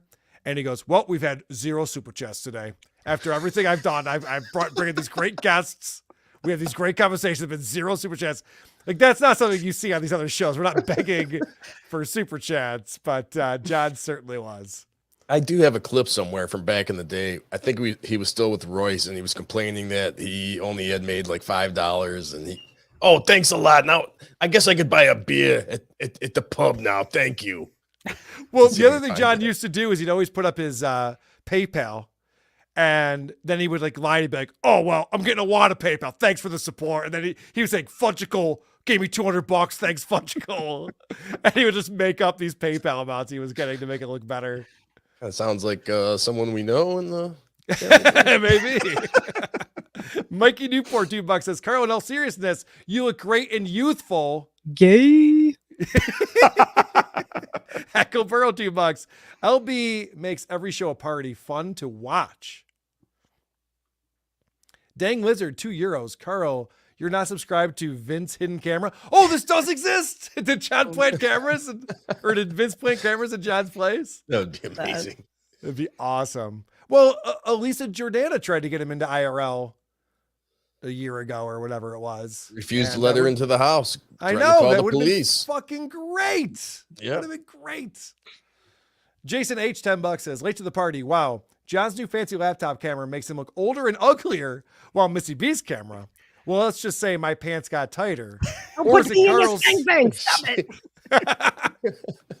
Or is it Karl's frosted tips? Hard to say. Let's see. What would you rather see? This?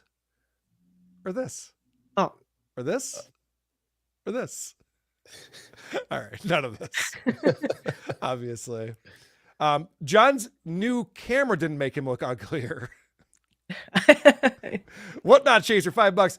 KB hides behind his wife and her Latin King's cousins. Yes, I've heard that. Erica Ann, trans man with trans woman equals straight. I honestly don't know the answer to that. I honestly don't know. It's hard to tell. Sketchy Press says, still wild to me that a simple voicemail from John was enough to run Hatley off the internet, a guy who posts videos of his wife being railed. Yeah. Sketchy Press, I know that you've been following Brent Hatley, his adventures for quite some time. And I forgot all about that saga where there was a voicemail where Brent wanted to get on the BS show or Uncle Rico or something like that. And he called up John and was trying to plan something behind the scenes. And then John called him back. And then that voicemail leaked. And then Brent tried to say it wasn't real. It got really weird. But from what I understand, all of that was real. Brent really did reach out to John, and John did respond. Do you remember any of that, OJ? I vaguely remember. I was never into, I wasn't listening to Stern when Brent was on there, so it didn't really. Well, this was post Stern for both of them. This was part of this. No, I know, I get it, but no, when I'm saying when the Uncle Rico and all that, whenever that happened, it wasn't something that really interested me. So but I do vaguely remember it. You guys want to see another one of Stuttering John's tweets from yesterday? Sure. It's fun to look at. Yes, please. Because one of the things that I love about John is when he corrects all of the viewers on their grammar and spelling. I think this is hilarious because John's terrible at both of those things. So John says, shit whale loses once again. Thanks to @MutteringJ, he dispelled the ridiculous allegation that I didn't graduate from NYU. All right, here's my favorite sentence John's ever written right here. It's time that the idiots who watch him and take his word as gospel are idiots.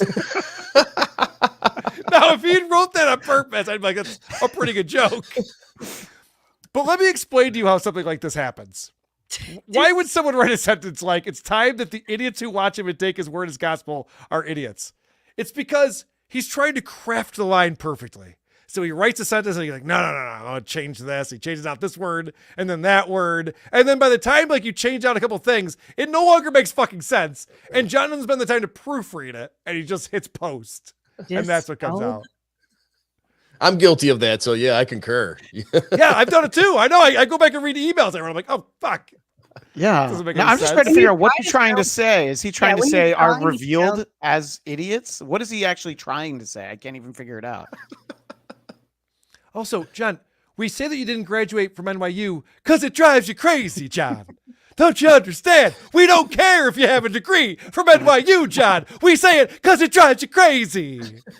Dude, my Rocco doing Gino. I was going to say, is that your Gino or your... That's my Rocco doing Gino. Daddy thinks you crazy, John. Daddy thinks that. Because you're D-U-M-B stupid, John. That's why. And then Dave Reed responds to that. Definitely something an NYU graduate would write. Put your teaching cap on and correct that last sentence because you literally can smell the Coors off of that one. Oh, I love the people in the Dabbleverse. Everyone's having so much fun. Everyone's having fun, but John, it's too bad. I think a really fun idea for John would be like putting together to do like one of those like homeless makeovers. Like, let's go like seriously, like let's grow, like get a nice facial, like man facial, real nice haircut, fucking get him in a tanning bed. I don't know, like go to a tailor, give him like a nice suit or something. Like, let's give him like a true treatment. Like Manny Petty is definitely on the list, right? He needs a Manny Petty for sure. Yeah. No, you would have to go to like a repair shop and just like,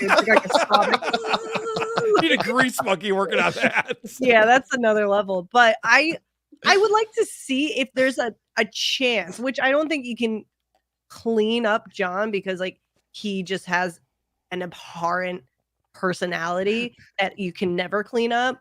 It's like shit on a windshield. You can't fix it worse. You can't fix John, but you could clean him up and make him look presentable. Like I mean, listen, you put a monkey in overalls, it's pretty cute. Well, okay, so we're combining a couple of different things. So we're combining Queer Eye for the straight guy with hoarders. You know, like in hoarders, they come in and they just like start, can we throw this out? Can we throw this out? They start dumping everything. It's the reverse. It's like, can we get you a couch? Can we buy you a fridge? We were thinking about putting a stove in the kitchen. What do you think about that? Do you want a stove? What's wrong with the toaster? Oh, that's great. That's you put the toaster on its side. You can make grilled cheese. So is Queer Eye still on the air? Can we submit John as a possible candidate for that show? He wants to be. By the way, I know they're not super chats, but there's like 5 chats in a row where everyone just says no. Stop doing nice things for John.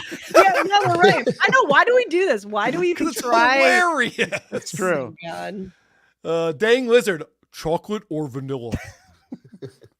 Remember Carter's first show that he used to do?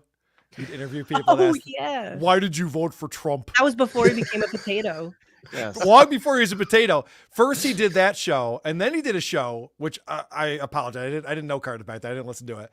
He used to do a true crime show where every true crime story was about a guy named Karl who committed the crime.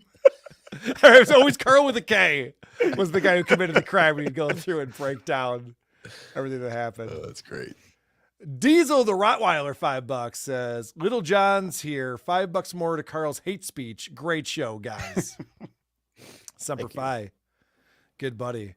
All right. Well, that's almost everything I had on my list of things that, okay. One more thing. And then we'll wrap things up. Guys, thank you so much for your time today.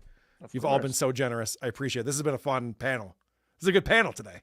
Yeah, I definitely had fun. Hope you guys had great. fun. This is good stuff. So let's talk about John said out of nowhere. He goes, I think he was talking to Kate Meany when he said this. It was bizarre. I think that was with Kate. Yeah. He brought up that Artie Lang, when he was coked up and heroined out, whatever that means, I think was the phrase he used. But he said that Artie Lang said that he had talked to Susanner, John's ex, and that Susanner said that John had beat her. And so in order to disprove this, he called Susanner and said, did you ever talk to Artie Lang? She goes, no. He goes, okay. That's what I thought. He must have talked to someone else or made that up or something like that. Now, first off, if Susanna had said something to Artie and revealed something, and then the guy who you're afraid of, who beats you, calls you and says, what did you say to Artie? You'd be like, nothing. I don't talk to Artie. What are you talking about? Right. So not a good proof that didn't happen. I'm not saying it did. There's been a lot of speculation, obviously. And of course, the kids talking about being in safe spaces and being safe at Susanna's wedding definitely is a clue, some evidence, you would say. But what did you think about that? Christian, you obviously saw that part. Yeah. Why did John bring that up? What is the deal with that? That's a weird thing. I don't have anyone accuse me of beating my wife because it's not even the realm of possibility. So, she'd have to get out of the cage for you to be able to beat her. Correct. So yes. I torture her in other ways. Yeah, right. Exactly. Fun ways. I think and let's just say, allegedly it's possible that John brings it up because number one, it's true. And number two, it's because he needs to put the immediate spin on it just in case anybody ever talked to anybody else who ever said that. Getting out ahead of it. Yes. Yeah, just getting, it's like, because, anytime somebody says something like, hey, you might hear a thing that's not true, it's definitely not true. And then you're like, oh, I didn't think it was true until you said that. Now I'm very interested. And John does that a lot. He says a lot of things like, yeah, it didn't really happen. I'm like, well, it must have happened. Yeah. And by the way, Missy B, if you hear anything about my premature ejaculation, that's all rumors and lies. Okay. Well, speaking of that, but speaking of that, remember when I texted you about the thing that my dad found out about John? My dad once went to the AVN with his buddies and stuff. And I think it was when John and them had gone there and there was like a small clip. I guess, they show like shorts.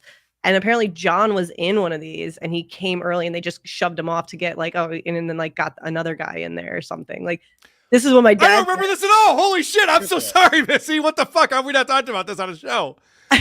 Your dad went to the AVNs, the adult video news awards, whatever it is. What year was this? I mean, it had to be in the 90s. It was in, maybe like early 2000s and like late 90s, like real prime Howard Stern times. And send Missy's dad the link.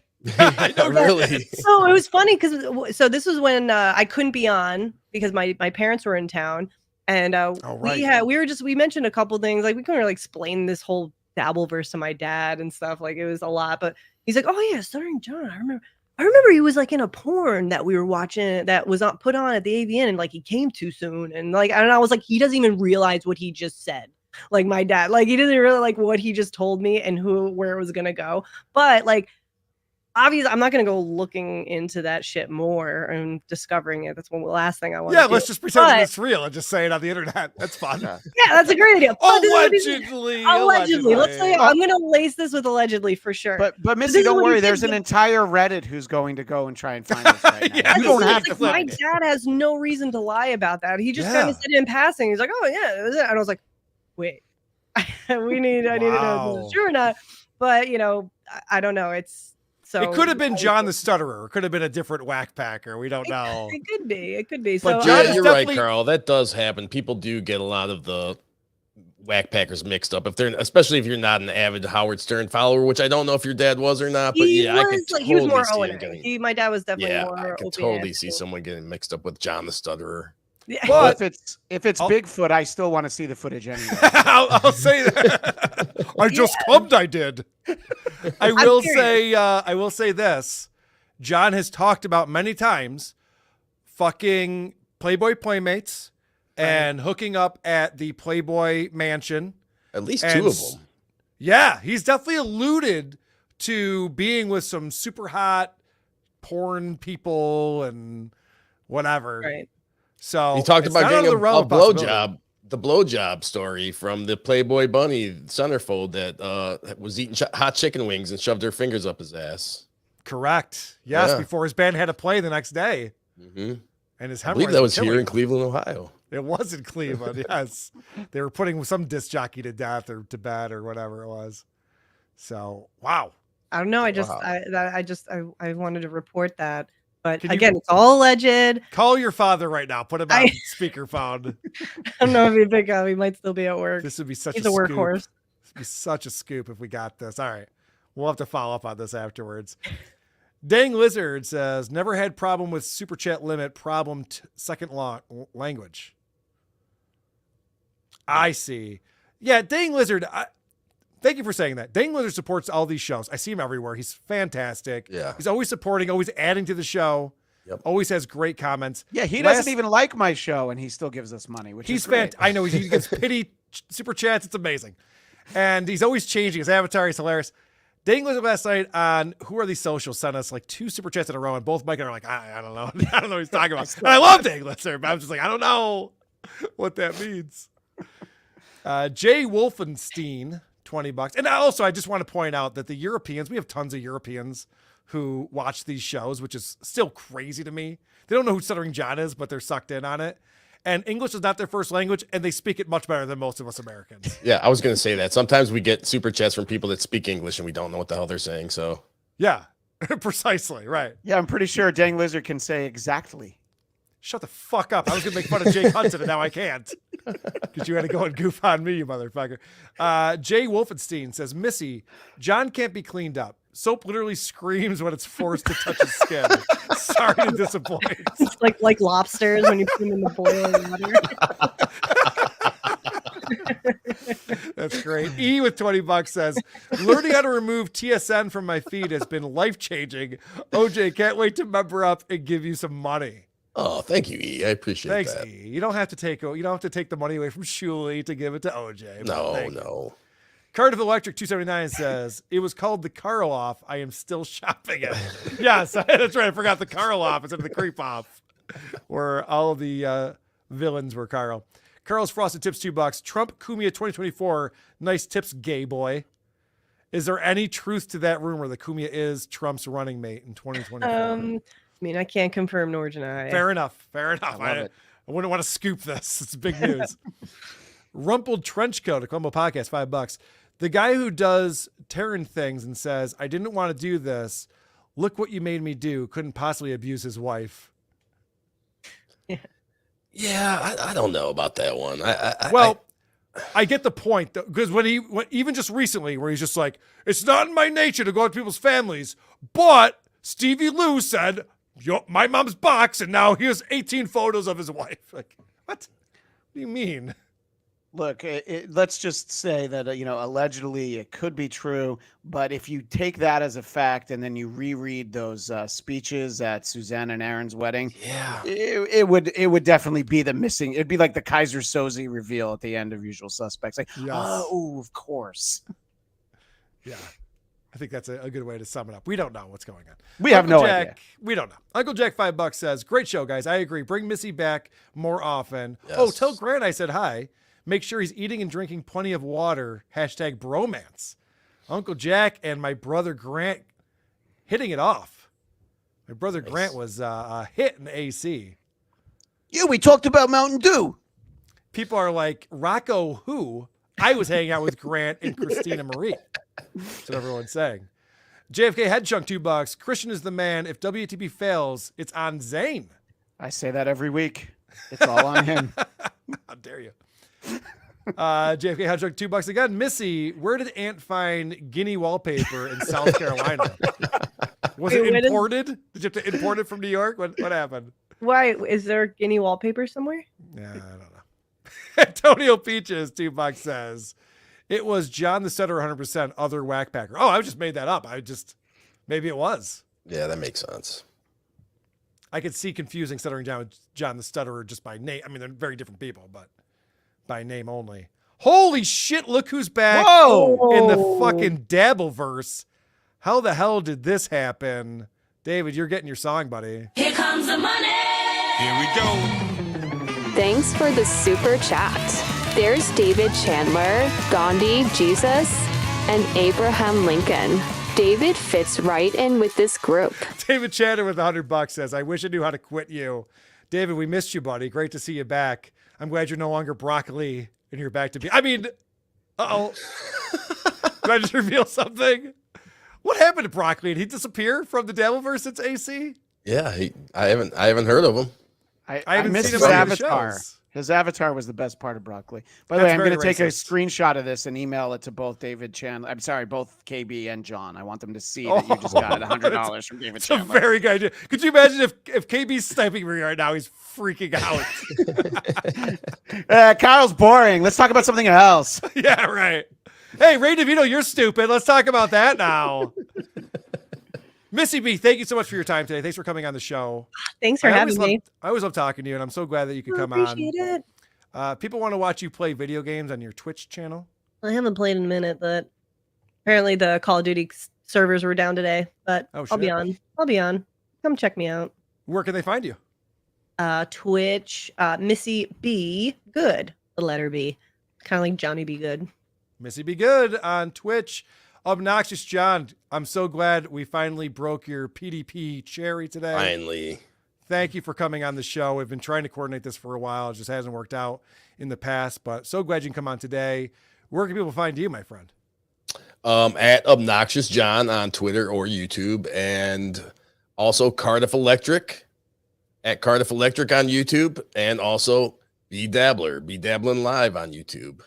I can't keep up with the schedule over there on Be Dabbler anymore. What's going on? Saturday mornings is always 10 o'clock. Saturday mornings, Be Dabbling Live. That's East. We haven't changed that. Tukey Soup has kind of we've been flip flopping around times there. So when he says Tukey Soup is going to move you, that's what he means. Exactly. He's moving time slots. Exactly. That stupid song gets in my fucking head every goddamn time. So stupid. It's perfect. All right. Excellent. Well, thanks again, OJ. And of course, Christian Bladt, my buddy Christian, part of the Karl Network overhead. Who are these broadcasters? And of course, you also do the Bladtcast. Yes. And two programming notes. One is this Sunday at 9 p.m. Eastern, 6 Pacific, I will be on Gearbox with Hack Ride, talking about the latest episode of the Blind Mike Project, which we can already talk about that they lost Mike in the middle of the recording, so it had to go out as 2 separate files already. So I've already seen it. It's going to be great. And Mike's a little worried because I guess you weren't as kind to him last week. As I came in hot on Sunday night. I don't know if you saw me on Gearbox. I was the first guest ever on that show. And I really let Mike have it with all of his faults. Well, I'm going to be nice to Mike, but I'm really going to take down Craig. I think he's had a free ride for too long. So you're not a Craigophile? No, actually, I like Craig. I just think it'll be funny to make fun of him. And then coming up in time for St. Patrick's Day on my channel, The Bladtcast, we're going to do a special where we talk about not just Leprechaun, but Leprechaun in the Hood with top tier guests. Carlos Danger, Lucy Tightbox, but of course, Husey. If we're talking about Leprechaun, we need Husey on. So holy shit, that's a dream come true right there. It really is. And Carlos, that's such a big get because he's kind of disappeared. He's hardly on anymore. So yeah, I'll be definitely tuned in for that just to see Carlos. What happened to Carlos Danger? Why is he not around anymore? Real life. Yeah, I think he works during all the hours of all these other shows. See, that's the guy who's taking the advice I was trying to give out to everyone else earlier. Get a fucking job. If you're so reliant on $150 from KB, get a job. Looney Tunes critic comes in with $10 and he says, "Are we even sure SJ knows what your mom's Bach is in reference to? Sounds like he's taking it literally rather than as the final statement on the O&A show." And it's funny because this was explained to him by Stevie Lew. And he's just like, "Well, I don't know that. I'm from the Howard Stern show." It's like, well, it doesn't matter if you know it or not. He's explaining it to you now. So maybe you can understand that it wasn't about your mom's box, you moron. Talk about my mom. Stupid idiot. $10 says, "Can't take from someone I've never given to." Can't remember what that's a reference to. I apologize. Yeah. Dang Lizard 5 euros says, "My last chat was about SJ over optimizing his tweet until he doesn't make sense. Also, you didn't recognize yourself with King Cobra face on WATS." Okay. I was trying to figure this out. Because, so this is a mashup between me and King Cobra. That's what this avatar is. It's scary as fuck. That's amazing. It's awful. Kind of looks like Jeffrey Dahmer. Yes, you're right. It's not good.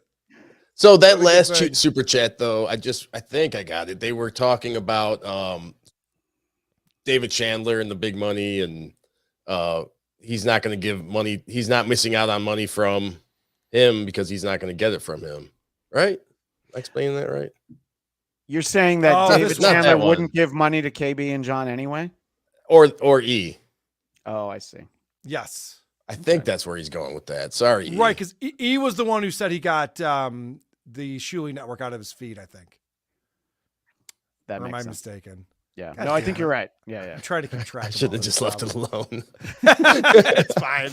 It's all good. You guys are the best. This has been a ton of fun. Thanks everybody for tuning in, and WATP tomorrow. If you're on our Patreon, you get the link. If you're on our YouTube member, we got some new members today. You'll find that in the community tab on our YouTube page every Saturday at 2, every Wednesday at 5. You can watch us do the show live, and you also get bonus shows every single month on our Patreon, YouTube, or Supercast. Find it all on whoarethese.com. I thank all of you for being here, watching the show.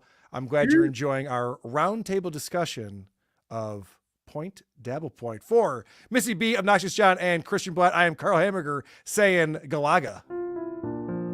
Point Dabblepoint. A Stuttering John Melendez roundtable discussion.